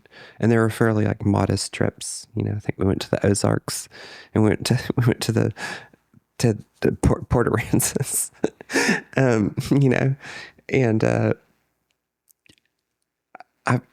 I didn't think this stuff as a kid, but when I was about 20 years old, 19, I had an anxiety breakdown, and I had to rebuild myself from the ground up. I think there were a number of things going on there, but one of the things, I think I was on the edge of adulthood and didn't have the tools to like lean into being an adult. And I'm not even sure if I still do, but at this point I don't care. And I'm happy to be how I am, to kind of always be kind of forever, somewhat have some childlikeness in me. There might be a myth of adulthood. Yeah. We might just be older. But I think in the model that I grew up in, and I was sitting here going to UNT, University of North Texas, and my parents had just divorced, and I think, oh, my family's gone. But when I look back, what was my family? You know, it was a pretty, you know, I mean, I don't know if my mom will ever see this, but it was pretty boring, you know, or loveless, or passionless. There was definitely love, but yeah, passion and interest, you know, and it was manifested a little bit. Something about like being a group that goes out and explores the world together. Yeah, adventurers and explorers. Yeah, we just didn't do that, you know, really, you know. Yeah, and so I developed a very rich imagination, you know, like made up the standards. Even before that, when I was a kid, I used to do tons of imaginative play because like the life around me, the energy around me wasn't on, you know. And I think I continue to live my life in a way that like I like just the idea that I'm on a trip right now. I live in Washington. Been in Denton. I'm doing a trip within a trip. Come down here and do this interview. You know, like let's do it. Like, not that that's like the most adventurous thing, but you know, and it's not just about traveling, but just pursue a new interest or go out on a date with this person who I never thought I'd go out on a date with. Let's try it. Let's go for it. You know, yeah. It's about saying yes to experience. Yeah, because I lived in this way that was very contained growing up. And then I had this like anxiety breakdown, you know, at 19 and 20. And I had to realize that my parents hadn't built much of a foundation for me. Then, you know, and I don't say that, and I don't say that to like guilt, you know, to hopefully, and you know, it's not meant to hurt them, but, and I didn't know what to do. Maybe they had taught you how not to live. Yeah, it was very contained and very safe, and so then I'm like, how do you do this? Because I certainly didn't want to live in a.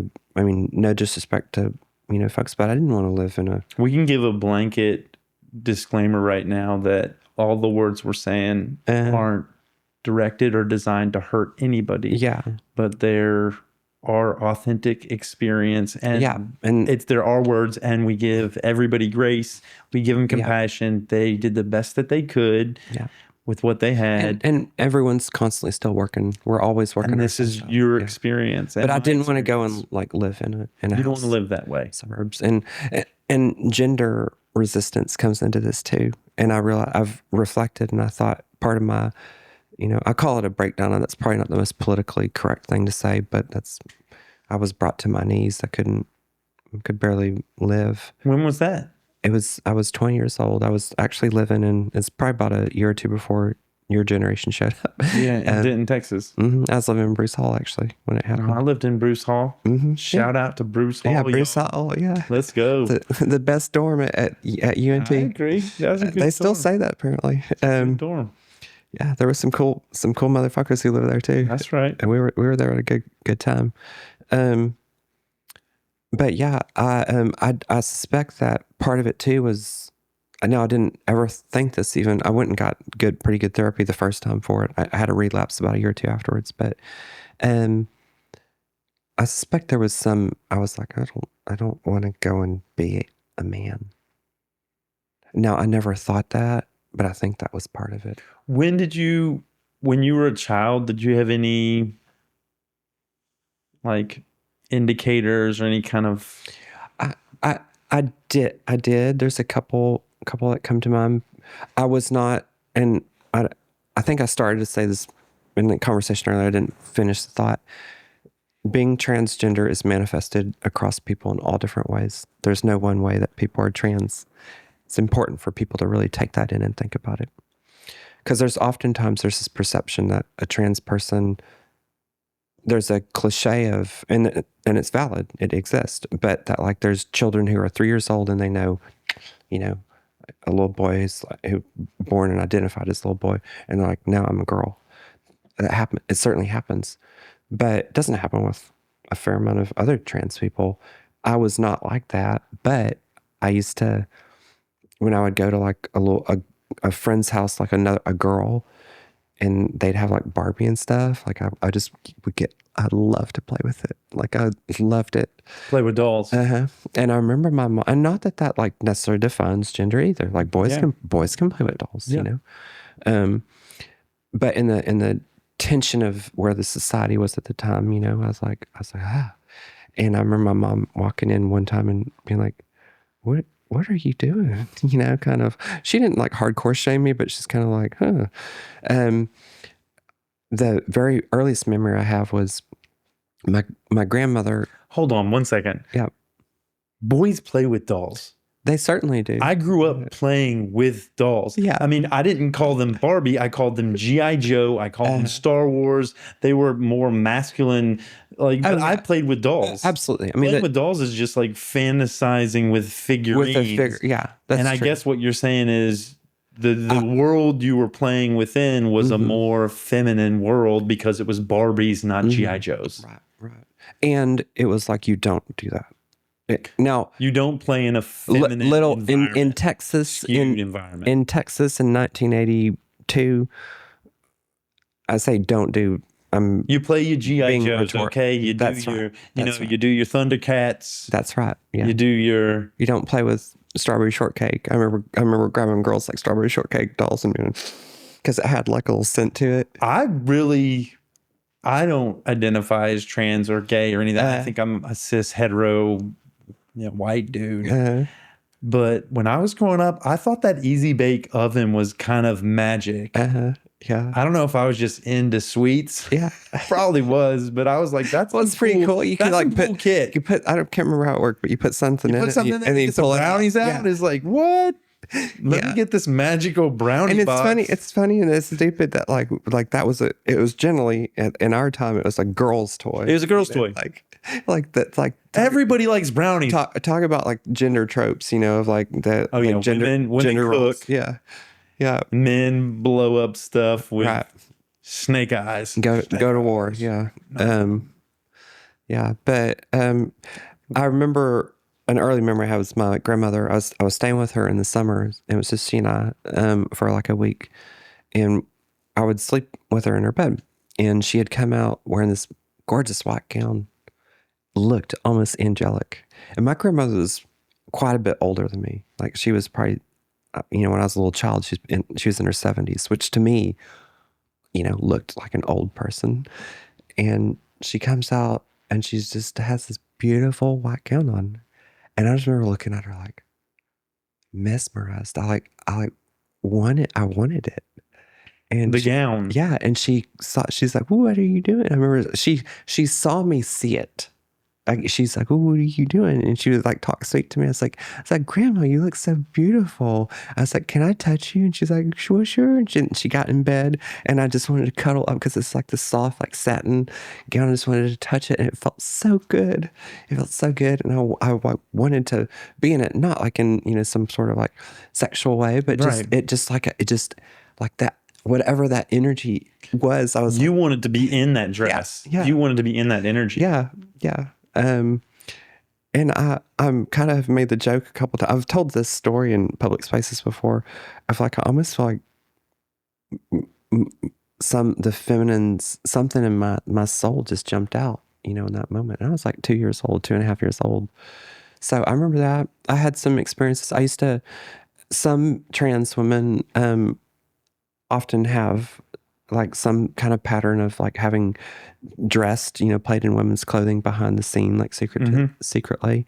I did that with like my mom's clothes. You did? Yeah.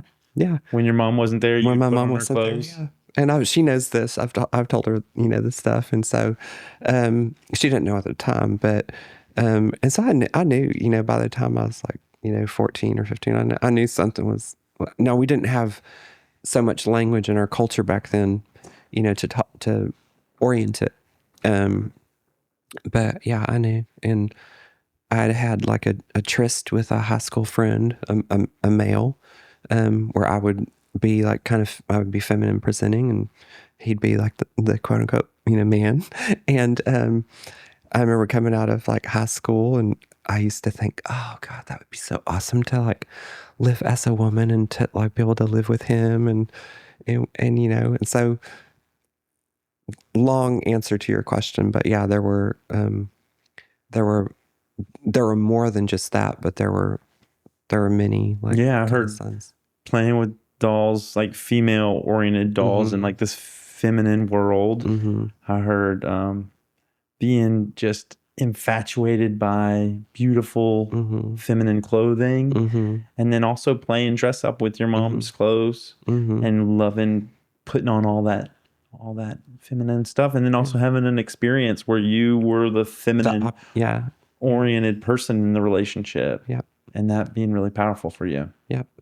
Dang. The other thing that was interesting is in my imaginary world, Kyram, I ended up deciding that there's no gender in that world. No gender? No gender. They recognize. They just had smooth, like the dolls. Well, no, there's biological sex and difference, but there's not clothing. There's no gender affirming expressions. Yep. There's like no clothes. Pink is girl. No type of clothing is is for a certain type of body. Everybody has everything. You can't. So, like, if you were to go there, other than the fact that you could see, you know, people who have beards, you know, you could see people who have boobs. Otherwise, like, there's not real clear. Like, we have all these signals in our culture. Yeah, we do. Right. That just doesn't exist in Kyram. So that was interesting that I like had that concept, because it was a way of. Because women could have beards too, and dudes could have boobs in Kyram. Actually, that's something I recently modified. I've decided that they're actually in Kyram that they're intersex, meaning that they can have basically what we would call transsexuals. They can have men who have beards and have vaginas, and they can have genetically. They can have women who have boobs and have penises. Now, I hadn't developed that when I was young. But you have now. But I have now, because I think that's kind of a badass idea. What do you think kept all this pent up? What do you think stopped you from expressing in the way that you were designed?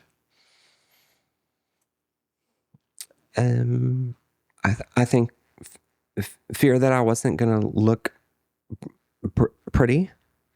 Fear that that my family wasn't going to accept me, that they were going to think I was weird. Well, heck, you couldn't make your own choices until you left those homes. Like you probably couldn't say, "Mom, I want you to start buying me skirts." And your mom said, like, "Okay." I have no idea. I'm pretty sure my mom would have freaked out, but I don't know. Who knows? We also just didn't have the language in society back then that we have now. There's always been trans people, always. Yeah, I remember in MASH, there was the guy who was... I didn't watch MASH. Okay. MASH makes me sad because the theme song always makes me feel sad. Yeah. Okay, well, scrap MASH, but I think there's always been... Well, there's always been... There transsexual people. There has. Or cross-dressers, or whatever we wanted to call it. The difference is that our society is information is becoming more prevalent, right? It's the explosion of information from internet, yada, yada. There's much more discourse, you know, people are more open, people are becoming more liberated, which certain parts of the population do not like. And so that it's talked about more, it's named, there's more terminology to it. Yeah. You know, had I grown up now, I'm pretty sure when some of these things were happening, I'm pretty sure at 13 and 14, the language that we have now, I could have used it in, you know, 1991, 1992. But so that kind of was a variable that wasn't present. Right. Yeah. But yeah. And then I think as I got older, it was a lot about it's going to be difficult. It's going to take so much work to change, you know, people, I'm going to lose friends, people, I'm going to have to deal with discrimination. You know, people are going to hate me. And some of that people, I've learned people do hate me for just how I am, you know? And unfortunately, that's a reality in the world. But I will say this, that despite what a lot of people think, I didn't, and to this day, I haven't dealt with much overt type of hatred or Folks get beat up aggression. places, and they get assaulted. It certainly does happen. It absolutely happens, and trans people are murdered. Yeah, many every year, about a couple hundred. In Denton, Texas, in the first couple years of transitioning, I never encountered any sort of, and I really thought I was. I really thought that I was going to go to a grocery store and somebody was just going to square up to me and I expected that. And that didn't happen. But, and this is a large part, I live in Washington State. Large part of why is that the more things that is a bunch of veiled, really subtle micro aggressions, micro exclusions that I got tired of dealing with. Go to the grocery store and people be like, or be in line somewhere waiting to order food and you just get like a long look, or you place your order and people go, there's just a certain pause, that they give, or, women will kind of scoot over, get away from you. Like if you're waiting in a line, like they don't want to be too close to you. I don't know what's going to happen, but, so I didn't encounter really overt things. Now I do know trans people who have, it happens regularly. But I thought that was going to be a main issue. And, talk about how I thought things were going to go when they started to how they really went. I didn't appreciate it. I didn't do any sort of thought exercise on all the little subtle ways that people were going to exclude, be rude to me or whatnot. And it was those things that ended up exhausting me and hurting me the most. And death by 1,000 cuts. Yeah. Every single day when I lived in Denton, I was well connected in the community and supported and loved. But it's not like everybody in the entire city like knew me. So any given day, I'd have 10 to 15 instances of just those little bitty, that long pause or that weird look or somebody, doing a double take or something, and got tired of it. And I was like, you know what? I need to get out of here. I need to get out. And now I'm not sure how it'd be in Austin. I know I've spent a fair amount of time in Austin and generally things are pretty cool. But it's in Washington. I live in a town called Bellingham and been around Seattle and Tacoma. The thing I say is where the culture's at up there is people don't care one way or the other. It's not even about gender.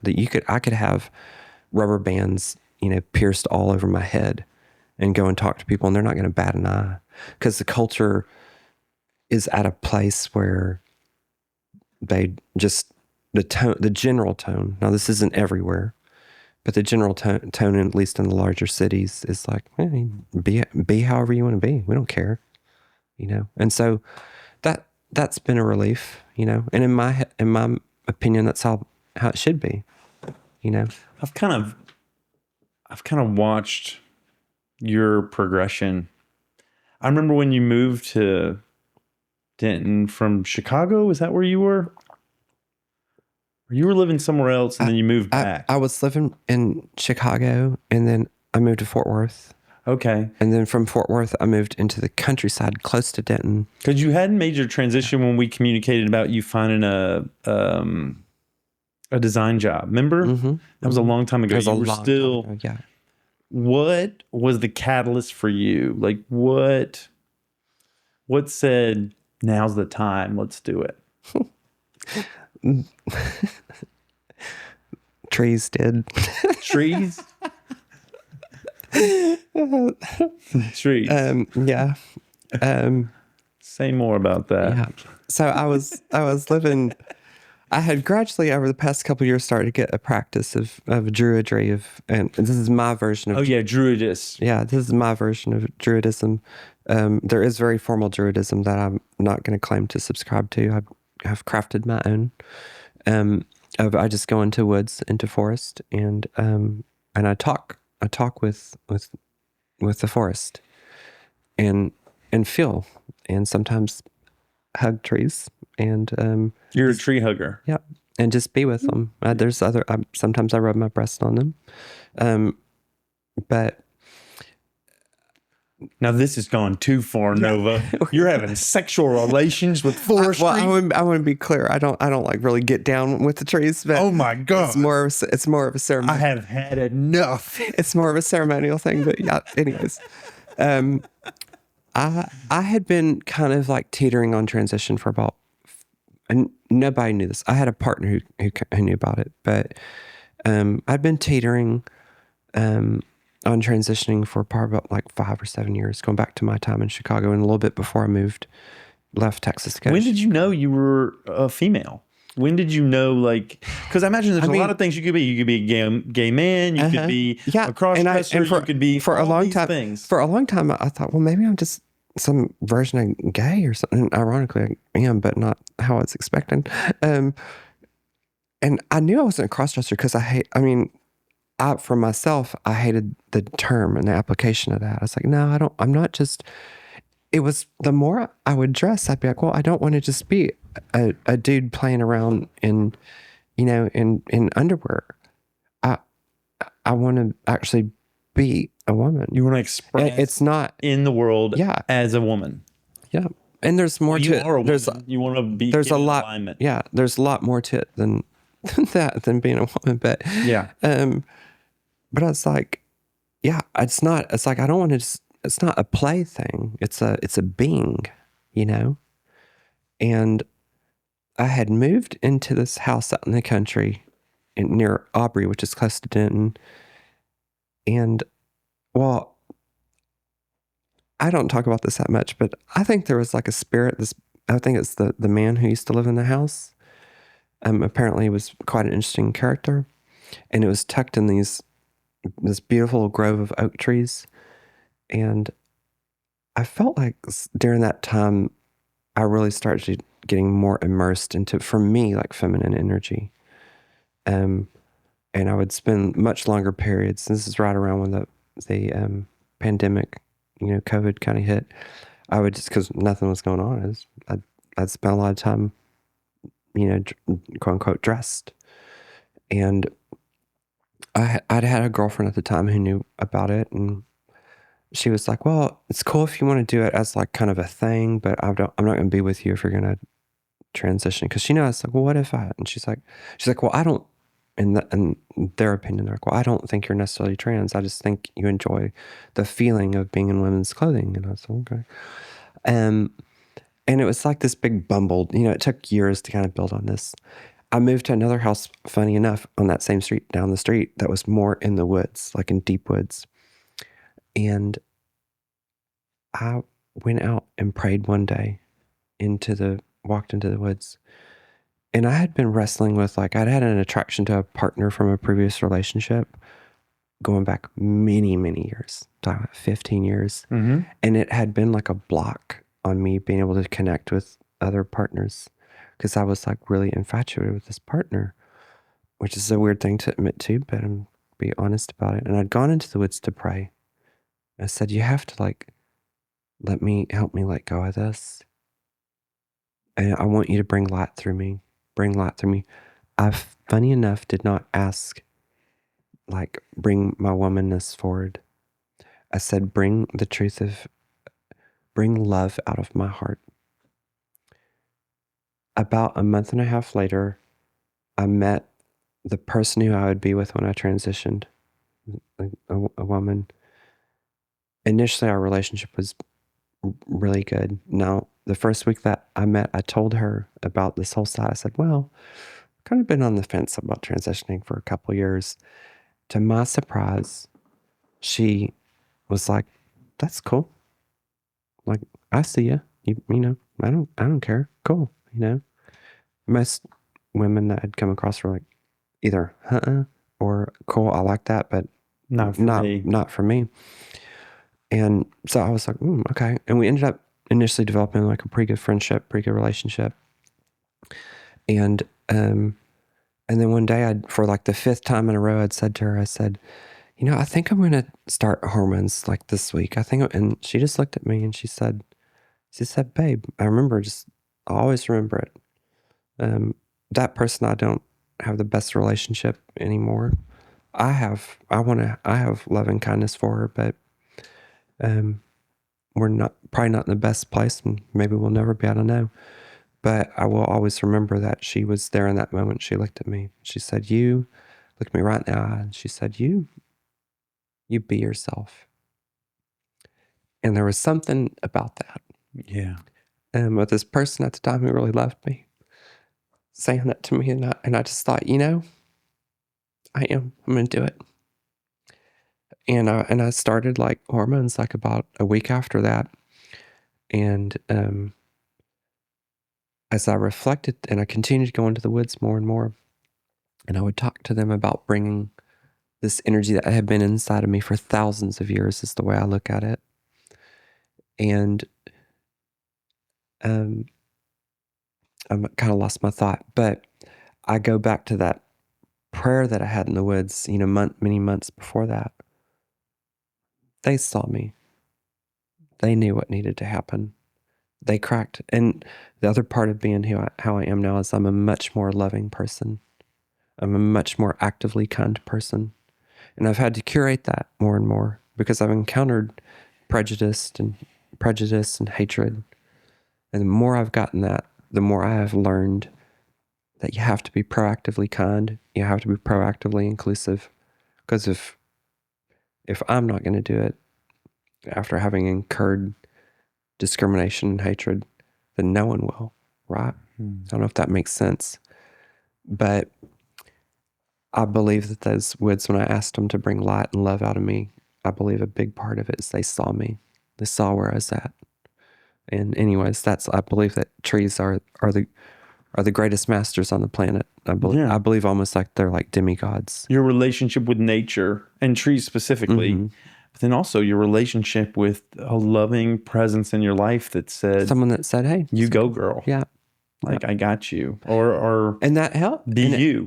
And it really helped. Which might have been the message you needed to hear from your mom or your dad when you were a kid. Yeah. Or maybe it was the first person to ever say that to you. Yeah. And that had that loving bond and that connection that gave you some sense of like, the world's got my back. Yeah. Yeah. And it's interesting because an ego part of me sometimes resists talking about that because that person and I don't have like the best, You want to take that away from her because I don't have a good relationship. That's right. A part of you does. But the truth part of me says, no, that happened and it was a beautiful thing and I'm grateful for it, Regardless of how your relationship is now, she had that impact on you in that moment. And it was a tremendous catalyst for you. It was, yeah. Yeah. No, incurred all sorts of trauma ironically, from other stuff that happened in that relationship I was kind of like gatekept on, well, women don't drink water like that. Women don't take their shirts off like that. That was not healthy from my early formation from that same person. But she wanted to give you the guidelines for being a woman with regard to how to take off a shirt and drink water. Yeah, there were more things than that too. Goodness. But she was going to have you be a proper woman. I don't know what a proper woman is. This is all just a joke. Okay, what I'm doing now. I thought that's what you're doing, but and to be women are all kind of different ways. 100%, yeah. They to be compassionate, off all kind of different ways. Absolutely. Some of them could just rip that mug. I take my shirt off proudly, however the hell I want to take my shirt off. That's right. But to have some compassion for that person, that they were learning just as much as I was learning. Yeah. They didn't. They likely know now better ways to engage with a trans person or whatnot. So, but yeah, that was a large part of what got me there. But there was a lot of years of going, I hear it, I feel it. A lot of fear, But now after having done that, I'm fearless in so many more ways now. Like when I did. Like my activism and some of the activism I've done, I don't have any fear. I respect people who do. Your journey, take me through, or would you be willing to take me through like the steps of your change, like the different? So I imagine it didn't start like, it seems like you got boobs. Mm-hmm. That's one step. You're talking about the change of you actually did the hormones. Hormones. Is that okay? Sure. Yeah.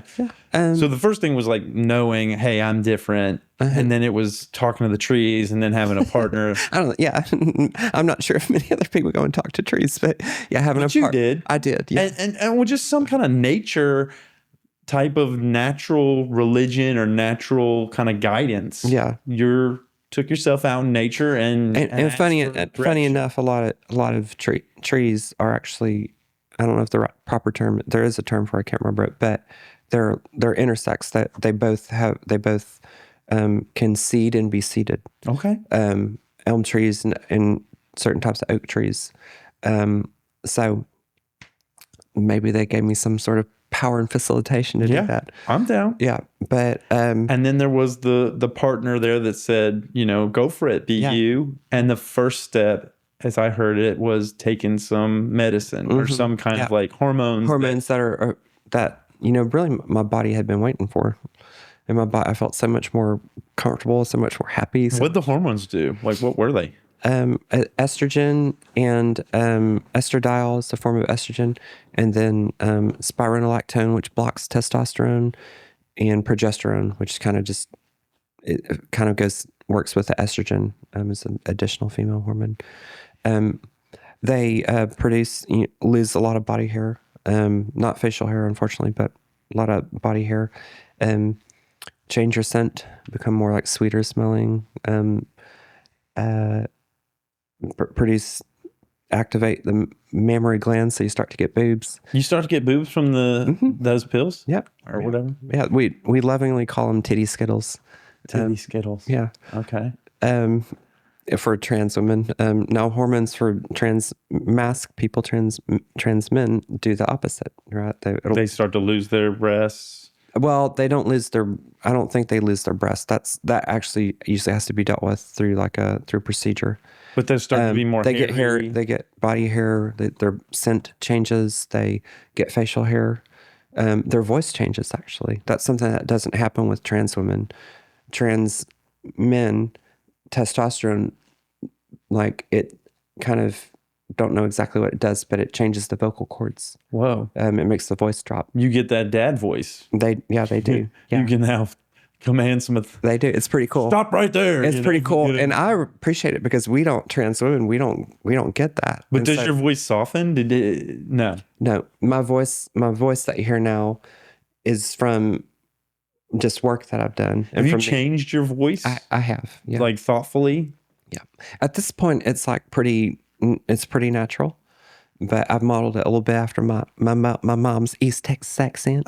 But it took me a while to figure that out too. Did you have to fake it until you made it though? Like there was imposter vibe? You had to try on this. Yeah. And oftentimes unfortunately with trans women, get most of the bullshit that we get has to do with our voice.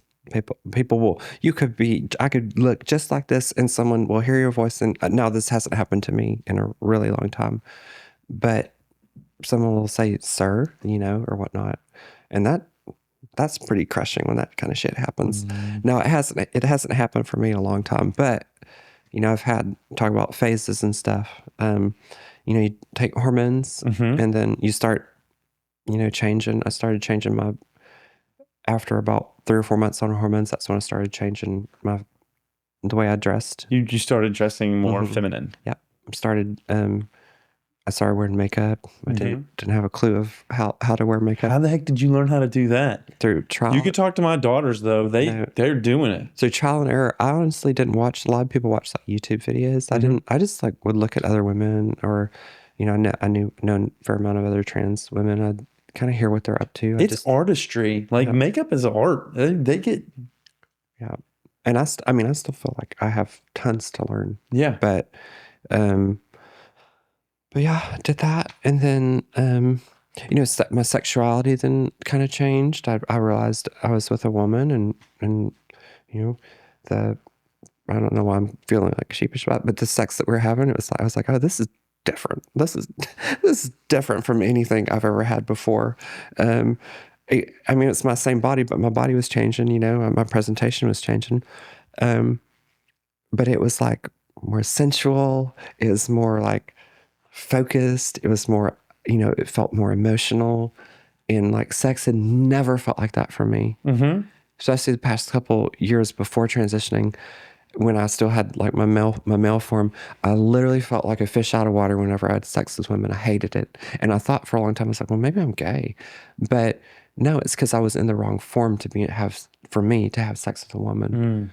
I hated it. So the sexual energy changed with your partner. And the idea of like the concept of like making love, when in my previous gender, I was like, what the fuck is that? I can't. Now, like every time I'm with a woman, it feels like making love because it's so much more emotional.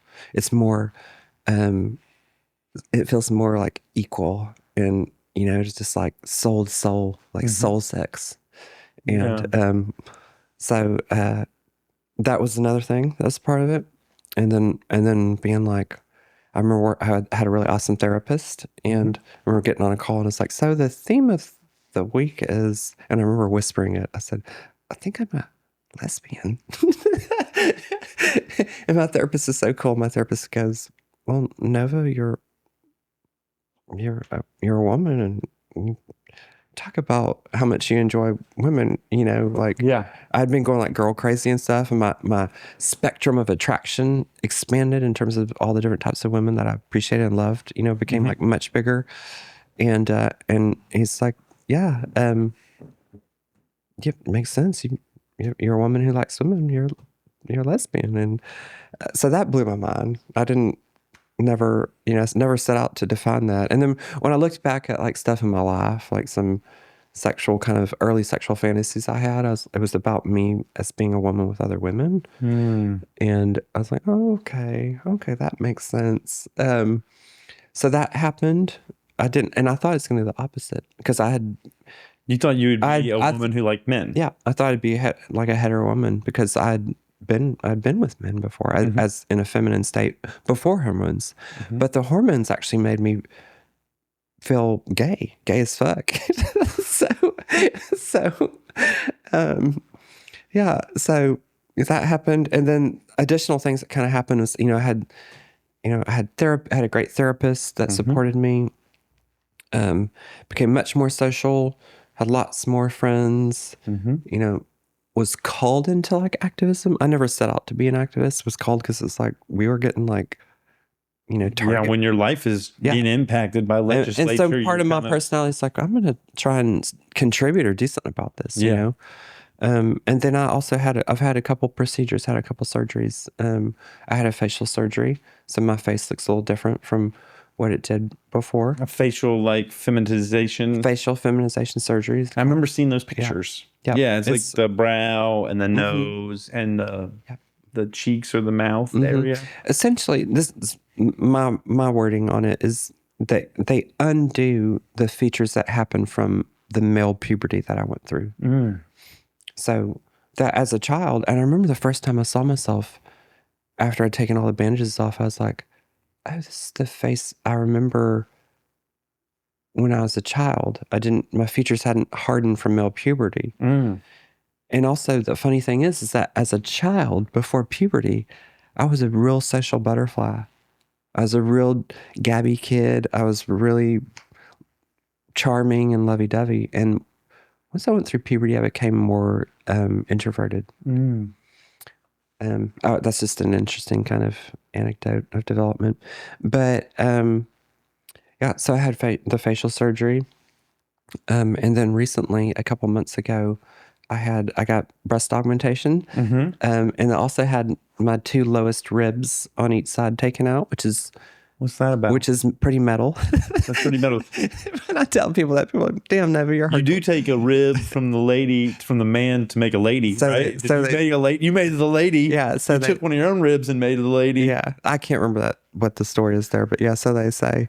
But what's the ribs part? What? So what it does allows for the waist to like cinch in more. So it allows for a more like a curvy hourglass kind of. Yeah. Okay. Took out some ribs and added. And that's some boots. that's not a common. The rib surgery is not a real common one. So and there's some people who think it's a danger, and it is a dangerous surgery. Every surgery can be dangerous, but because it's close to the spinal cord, and some people say, well, we don't know. They've only been doing it for like it's somewhat new, and so people are like, we don't know what the lasting repercussions are. Goodness. But I'm not worried about it. Like tens of thousands. I don't know about a a couple thousands of trans women have had that procedure, and there haven't been any major issues. So, yeah, this recent surgeries, those were back in April, and that's like what I would call it kind of body sculpting, you know.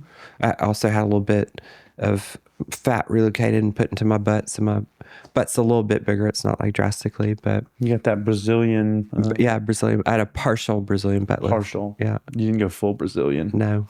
My surgeon was trying to sell that to me, but I don't have that money. No, I'm not going all the way. Yeah. So, yeah. And I think just becoming more active in the trans and queer community has been a part of my journey and experience. Yeah. Are there any other things you're going to do as a part of your transition? Yeah. Well, I moved to Bellingham, Washington recently. Which is the place where there's more of those kind of people, or what is the move about?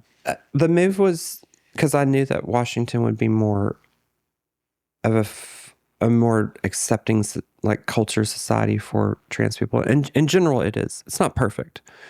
I thought that actually a walnut tree on Lopez Island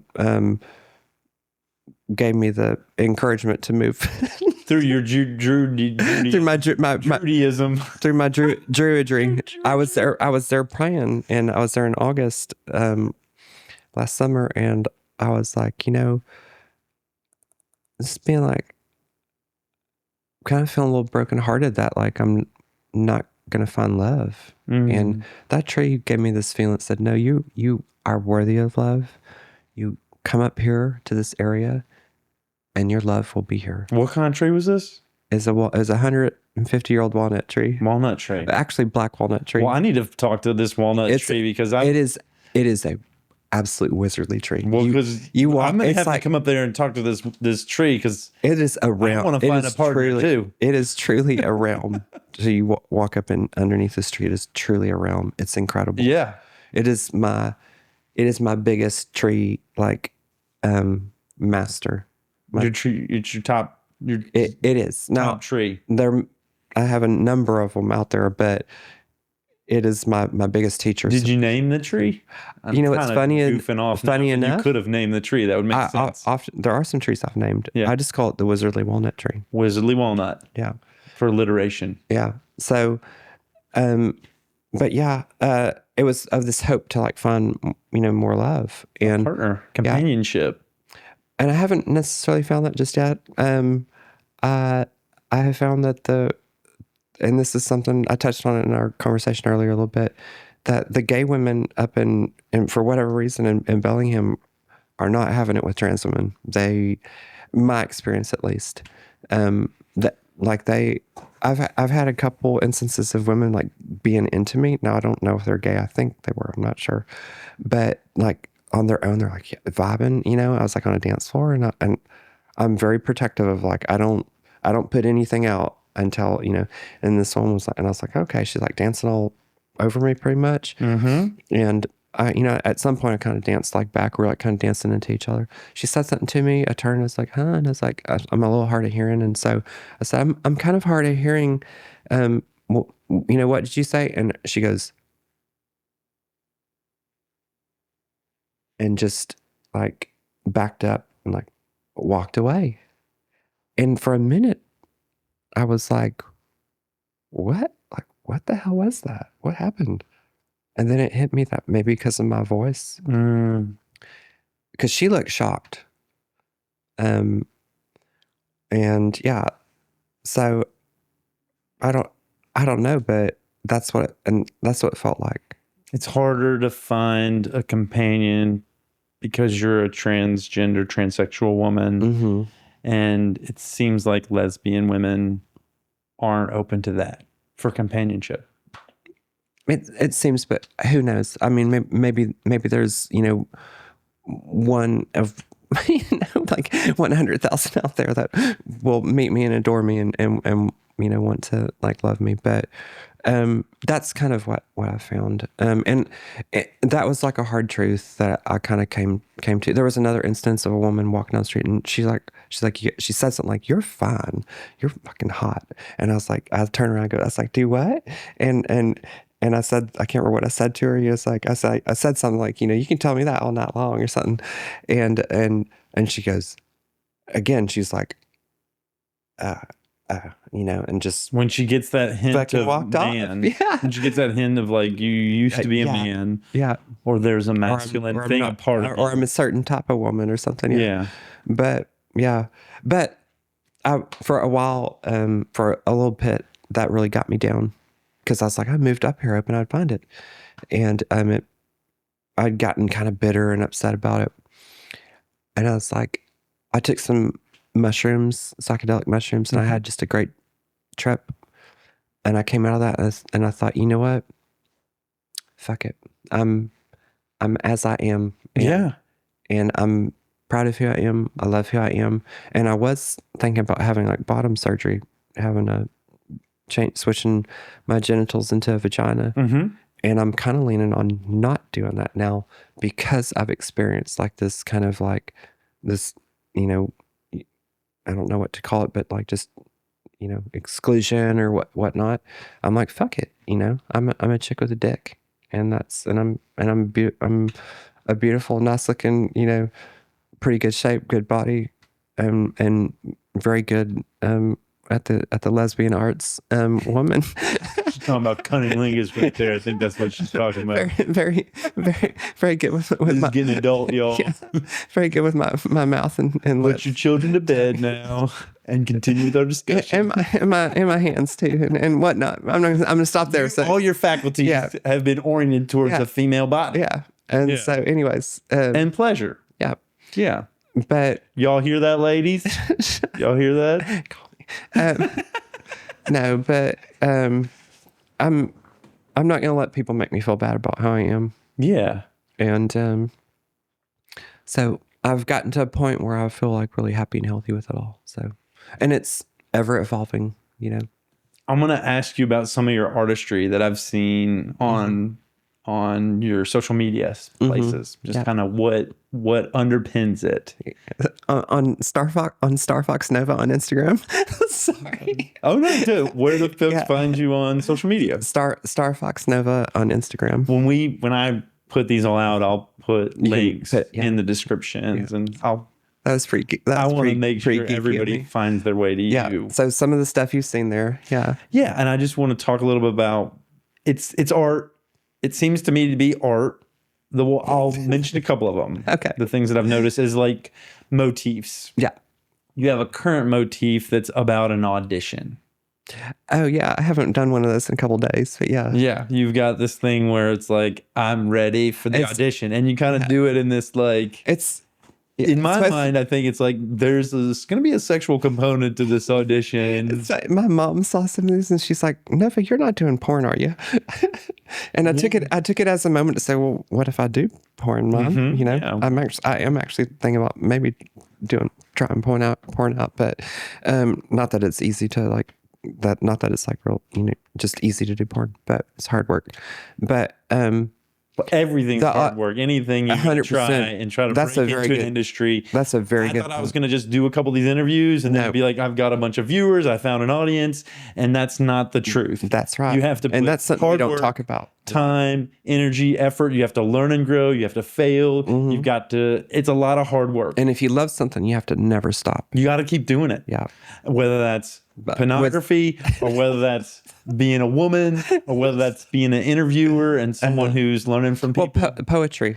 Or being a poet. The world in general like doesn't really care about poetry. Generally, now there's a lot of poetry lovers out there, but it's a rare few people who can make money, living as a poet. But that doesn't stop me. I could do it all the time. Tell me about the audition. Where did this come from? The audition Where did it start? The audition thing is kind of what does it mean?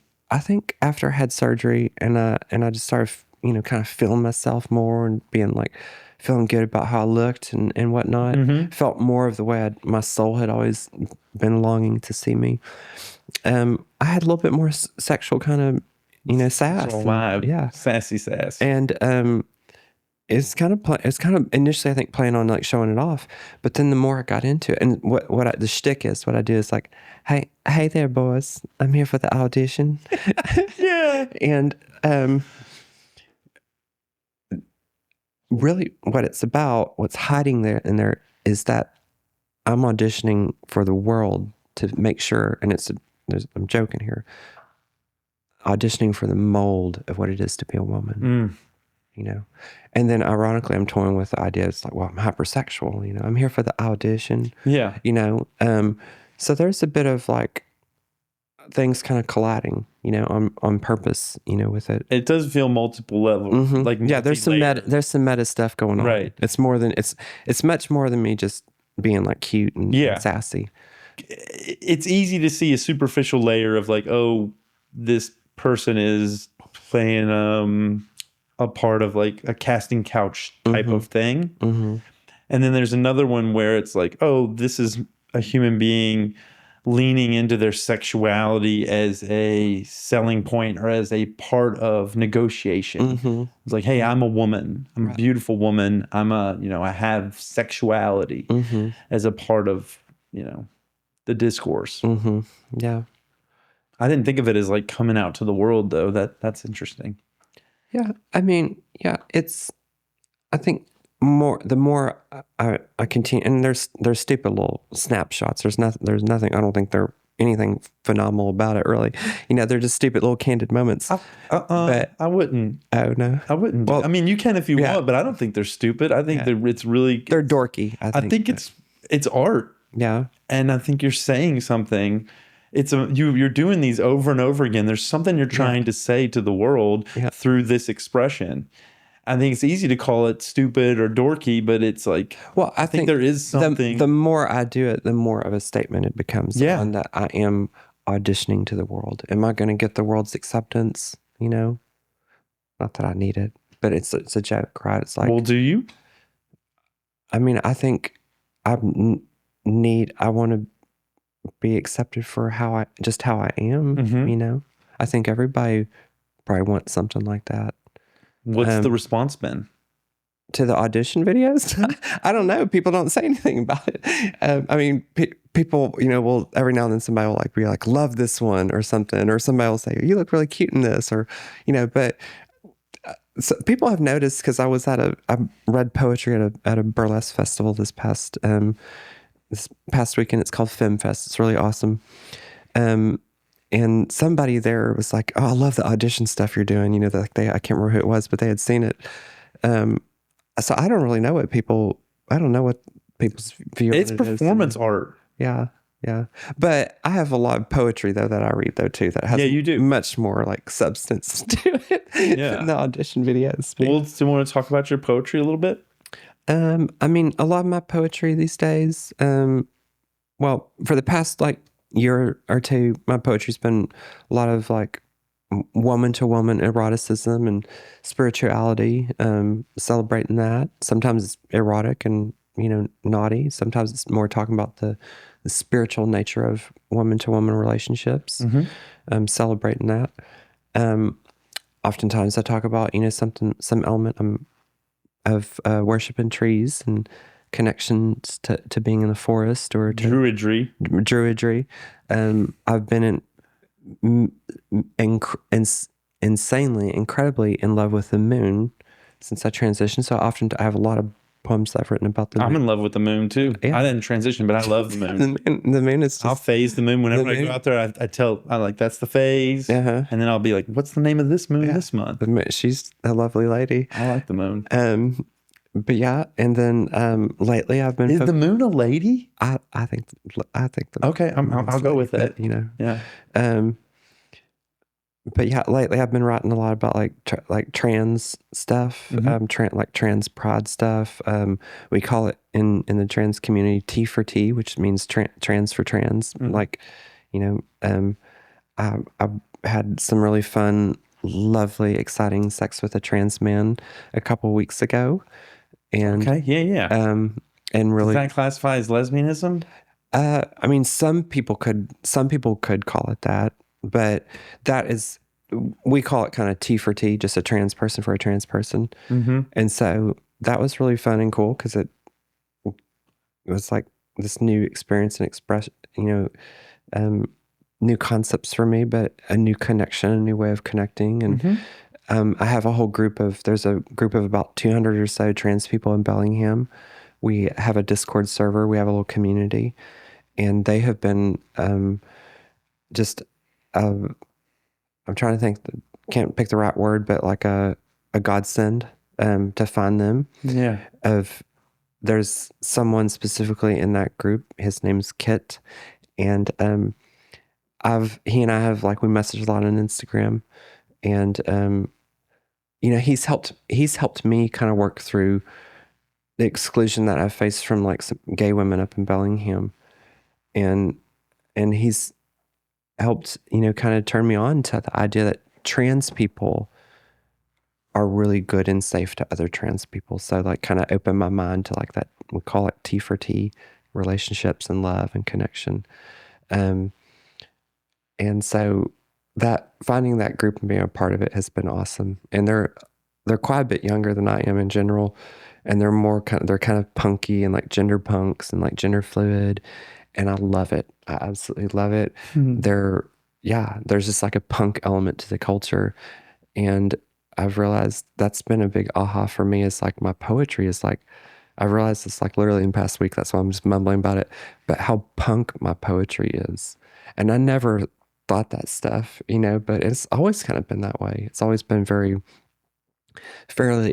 irreverent, always critiquing culture in some manner. Yeah. Or if it's celebratory something that we don't traditionally, typically do in broader culture. So that was a long ramble, but that's a lot of what my poetry is about. I think that's where that started. So yeah. Would you read a poem? Sure. I guess I'll read this one.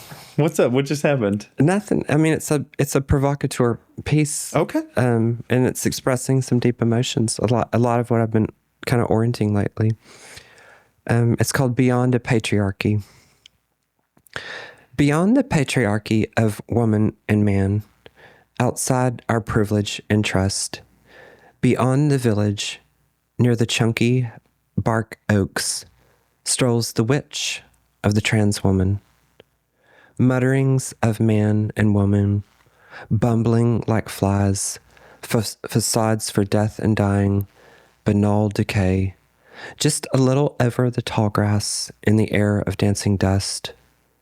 Does this witch ever age? But the moonlight decides the mythology where she sits. What side is the wind? What side is the town? What side are the minds of the people within who struggle to reach beyond the without?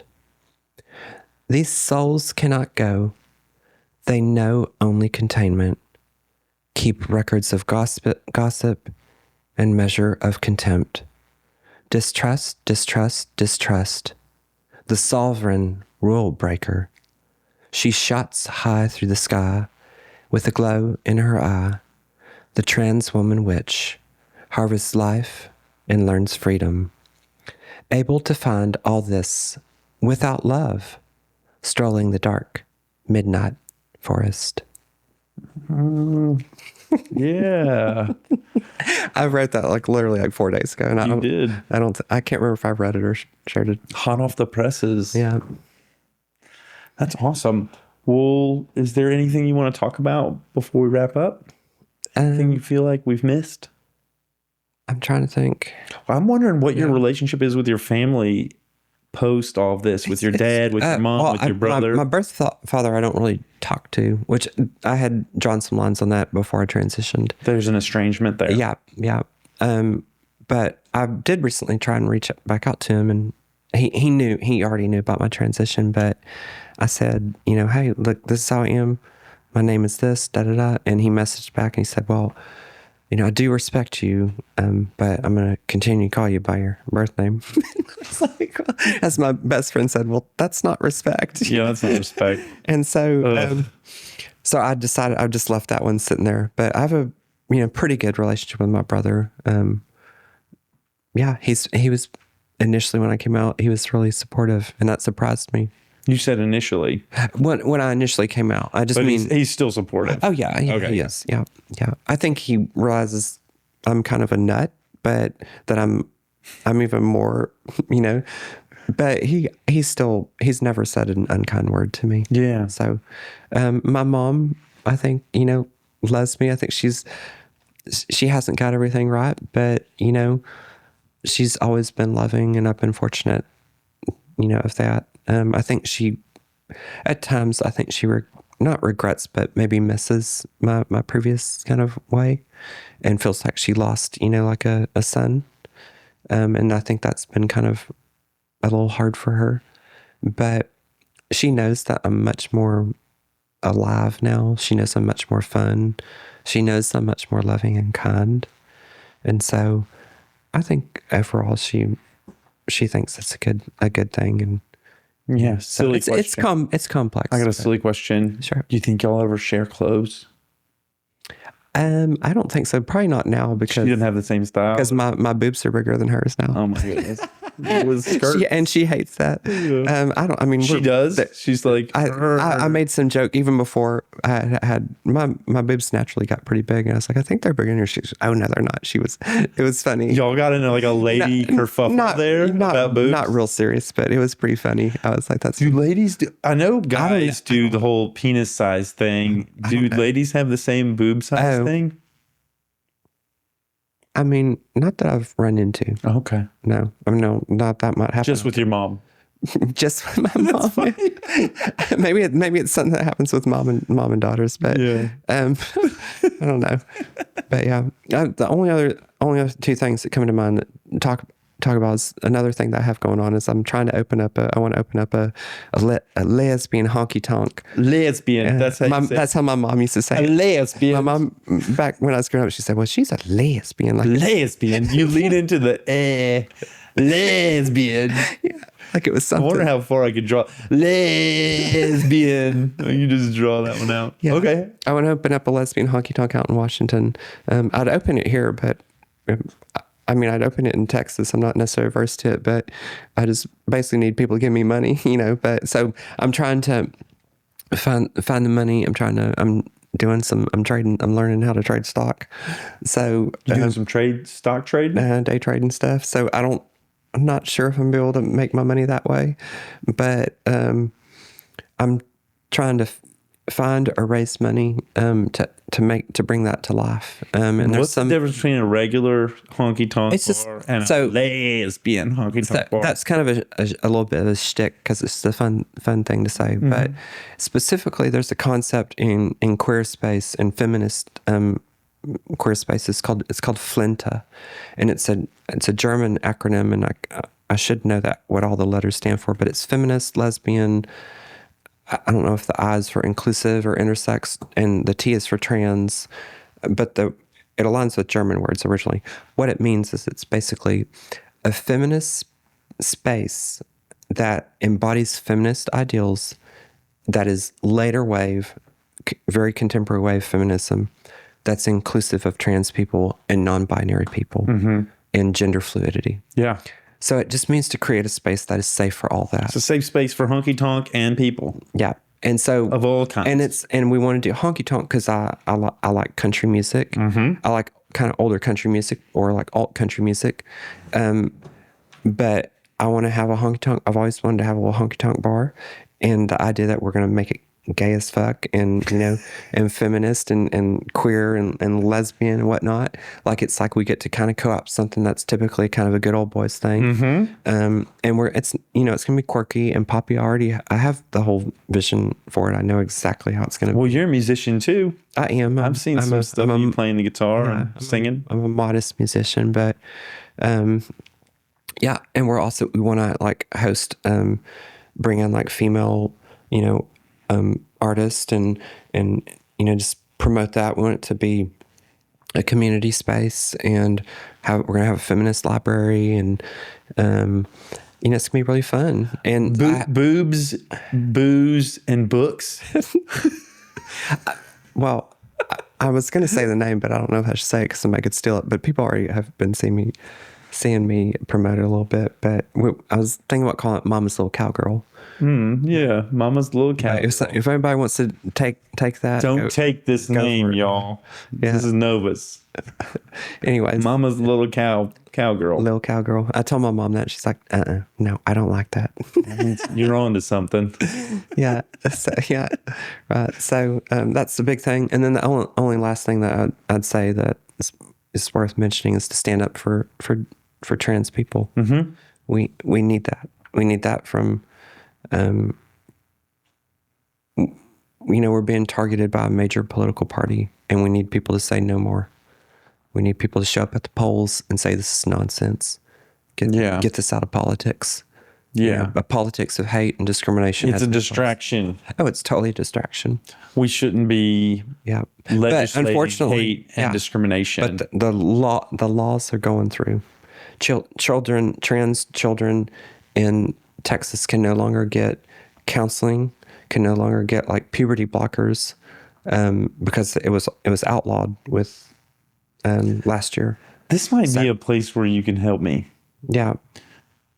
Because I've had discussions with folks before, and I've thought, I've structured it this way. I know where this is going. I have your answer. I've structured it this way. Yeah. When I was a kid, when I was young, I listened to rap music. A lot of it.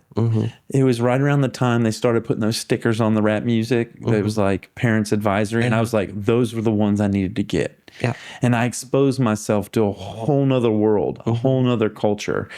And there was cussing, and there was a lot of different, drug dealing, and just like these storytelling of kind of an underworld life in the way that they would talk about women, gangster rap and all that stuff. Yeah. And I think I was influenced by that. And the way that influenced me was probably selling dime bags and selling pot and like living a life where I kind of went that direction in some way, shape, or form. And, later on in my life, I realized, wow, I don't think that's the best way. I probably shouldn't have been influenced that way. And when I think about the things I did as a result of that, it was, I had some marijuana tickets and I had different exposures with the law as a result of marijuana. When I think about applying that same thing to sexuality and gender discourse and like the influence of some of this stuff. You're saying how does I wouldn't wake up if I was exposed to transsexuality, transgender, and all that stuff as a child and influenced in that way. What would happen if I woke up as a 23-year-old man or 30-year-old man and said, like, now not only I don't have like pot convictions, but I have like boobs and a vagina, and I realized, wait, that was just influence. That wasn't really a lifestyle. So that rarely happens. It's like less than 1% of people who transition detransition. And people who detransition, oftentimes, it's not necessarily that they actively want to detransition. They often detransition because it was too difficult. They didn't have family support, or they were discriminated against. They just couldn't do it. Very, very, very rarely do people actually have true like regret and remorse over doing it. Almost non-existent. Yeah. It does happen, and that's valid. And I think, I think everybody's valid, in terms of where people end up. But I think the question hiding in there is, how does a child know, But what is influence versus but I would also say, like, being into like rap music is much different than feeling the way that your body is. Yeah, I want to just that's a simple and perhaps silly example, but I think the root of it is, how does one discern between an inner motivation and an inner knowing, an inner intuition of who am I? What does this all mean? And an outer motivation of, I like this. This is cool. This is, I'm excited by this movement. Right. And it's maybe not a pure delineation of one or the other sometimes, but, I mean, using your own words, but the inner thing is it means that it arises. It's a feeling inside of you. It's a voice that you can't turn away. And that's generally I hate to really want to pause on speaking for our trans people, but I do think generally it's something that you hear, you feel, you can't avoid, you know? And so that the fact that it is inner almost like clarifies it, right? It's like I knew I didn't transition until I was 44. Yeah. But you knew. But I knew something was up by the time I was like 13 years old. You know? You knew I real young. felt that energy. You knew real young. You know, that energy was manifesting in me. I mean, so the law is just half of that. Then how do you get parents to really look at what kind of kids they have so that they can have that autonomy and independence? I think parents should educate themselves. They should learn how to support, you know, a child who is trans. I mean, in my opinion, a great parent receives a child where the child's at. Now, you have to parent sometimes. You have to put scaffolding down. Yeah. But, you know, if I was a musician and I loved, you know, playing, you know, violin or whatnot, and I had done that with my child growing up, and I'd hoped that they, you know, wanted to, you know, play piano, violin, whatnot, and they came to me one day and they said, you know, I actually want to learn how to repair engines. I like cars. Yeah. For me, maybe I wished and hoped that they would play, you know, do music. Right. But I say, you know what, kiddo? I don't know any mechanics, but I'm going to find some. Let's find a mechanic and let's get a beater and that's car like, and start looking at it. In my mind, that as a parent, you're helping your child open the doors that they want to open. You're meeting them where they are. Yeah. And you're helping them realize. And a child that says excitement and passion that's from within themselves. Yeah. And if a child says, I feel this way, then, you know, I think parents should educate themselves and figure out how to best support it. Their child. That makes sense. Yeah. Yeah. And then there's, you know, the other thing about when young people having specifically access to puberty blockers, is that it helps their overall transition, their body. You know, I lived under male hormones for 44 years. And that was very tough on my body in terms of being a woman's body. Had I transitioned had I known when I was 13 and, you know, I had the structure in place and support and could have come out, I would look a bit different. My transition would have gone quite a bit different. My voice would actually sound different. People who are able to block puberty hormones, you know, before they go through that first puberty, end up having a more fulfilling, you know, transition generally. But some things kind of just go a little smoother for some people.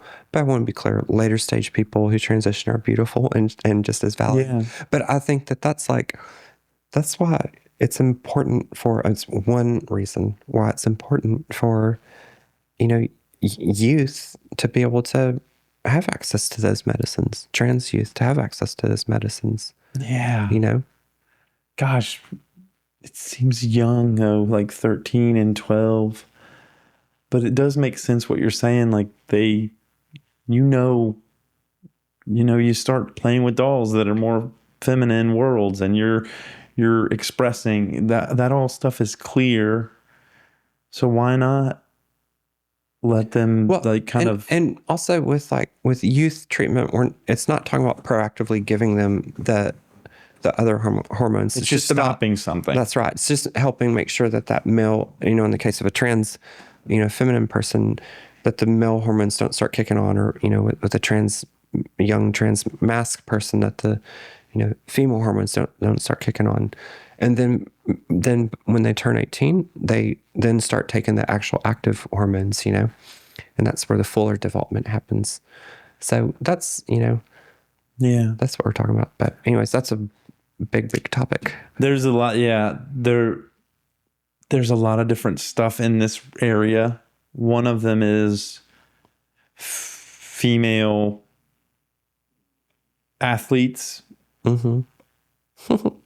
that are So transgender, I transsexual. I am a trans female athlete. I've played soccer, right. in women's leagues. But there's this recent experience where a man, I think it was in Canada, you might have seen this, where a man identified as a woman and then went into a heavy lifting competition and just like demolished it.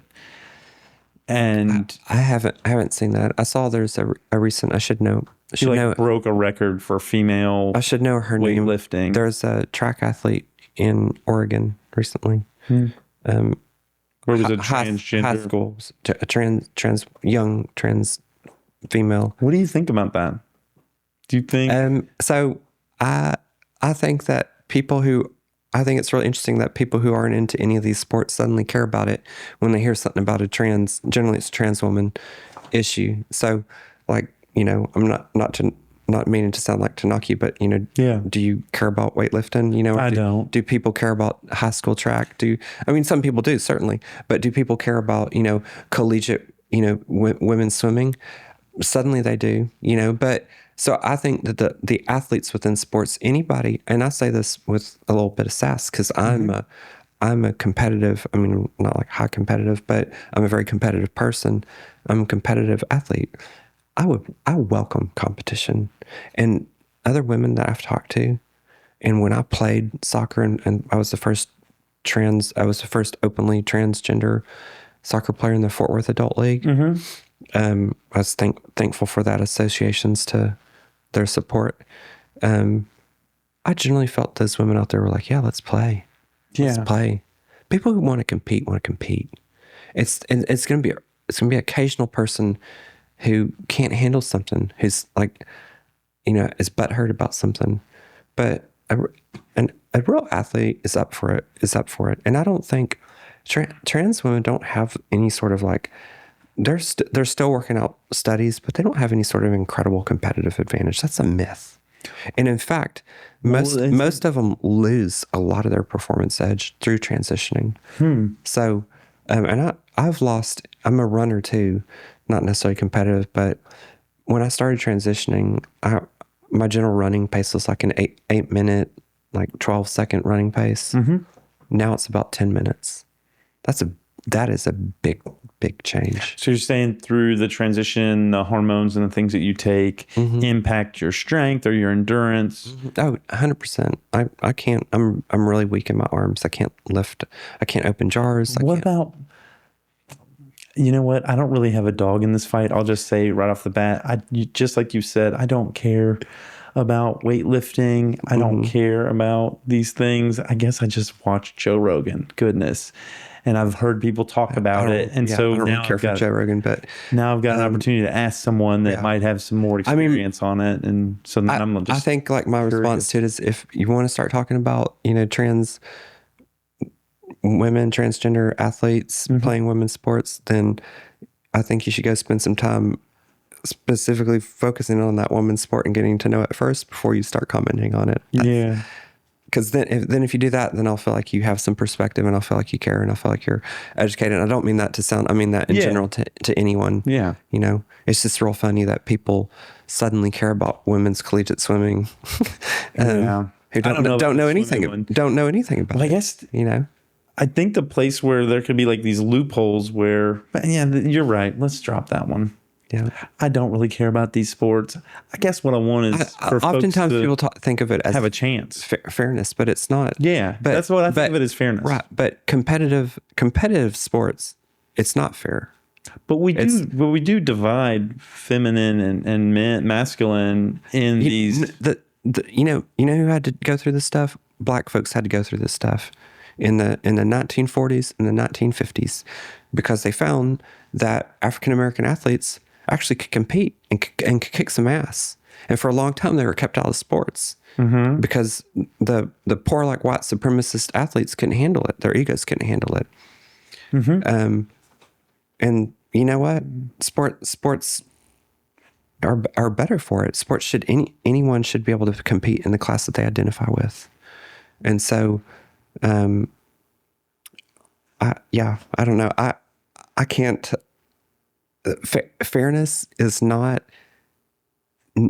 in sport, there's no one athlete who is the same as another athlete. It's never going to be fair. And but we have sexual dimorphism that we're like, but if you compare it, there's no men and women have different formed bodies. Sure, but after hormones, a trans woman's body is the same. But I don't think identifying as female requires hormones. I could say tomorrow that I identify as a female. I don't know about go that. and compete. Well, see, I don't know about that. I think different associations. I mean, I could say that, like, perhaps there's standards in terms of, I don't know. I think if you just say, hey, I'm this way or that, and I want to compete, like, what if I said, I don't know, I'm making this up, but what if I suddenly started saying, I'm Jewish, I want to compete in a certain Jewish, like, athletic competition or something. Okay. I don't, that to me is not necessarily fair, but if I think that's what we're talking about. I don't think so because this guy. Well, if you're talking about just saying that you identify with something, but that's different from actually transitioning, I don't know. I don't want to talk too much more about this me topic neither. because I don't want to get in hot water with anybody or with you. Yeah. And it's really just a curiosity and like wanting to have discourse that, where I can maybe learn something. Yeah. Yeah. I mean, I think, like I said, in competitive areas that a trans woman who is a woman, she has women hormones, her body has transitioned, like, should be competing in women's groups. Yeah.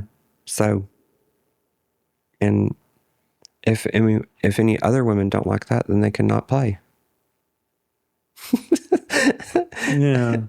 But do you love that sport enough? More? Would you like be upset by that enough that a sport that you love you wouldn't play because someone who you have zero education on and you believe myths about them and you're like, okay, I'm not going to play that sport anymore? Then you didn't like that sport to begin with. I think you were right earlier when you said that it has to do with fairness for me. Yeah. And I guess I think of a world where, you got a 35-year-old human being that has lived they've been masculine their whole life and they've had testosterone and they've developed their body and their muscles and everything as a man. Mm-hmm. They're going to be, oh man, this could be totally wrong, but it feels true to me. For a lot of different sports, they will have a competitive advantage because of the testosterone, because of the way the muscles are developed, because of all that. I mean, they lose after we're talking about after transitioning. But then they lose muscle mass. I get that, but you'd have to say like they don't have testosterone in their body anymore. But then I don't know that these organizations are saying, in order for you to play as a female, you have to have done these things for a certain amount of time. So, some of them are actually, yeah. Some of them have. That makes more sense to me. I think the NCAA does have a certain time requirement on it. You had to have taken some hormones and done certain things. I think. I'm not. You got to have at least a C cup. I don't know about that, but I mean, because there's cis women who don't have C cups. C cups. Okay, you have to have. Yeah. You just took it seriously. Yep. He's a joke. Anyways, I'm gonna have to. Yeah. I tell it. I hate anything else. That's it. I think so. Yeah. This has been a pleasure. It's been awesome. Yeah. Yeah. Well, this has been Phil Phails at Authenticity and Courage with Nova Martin. She is a poet. Y'all go check out her poetry. She's a druidess, trans and queer right activist, philanthropist, and also just a really awesome person to talk to. I really appreciate you being here today. I've really enjoyed it, Phil. Yeah, thank you so much. I hope I failed dramatically. No, yeah. Let's fail together. Yeah. Yeah, thank you. Yeah.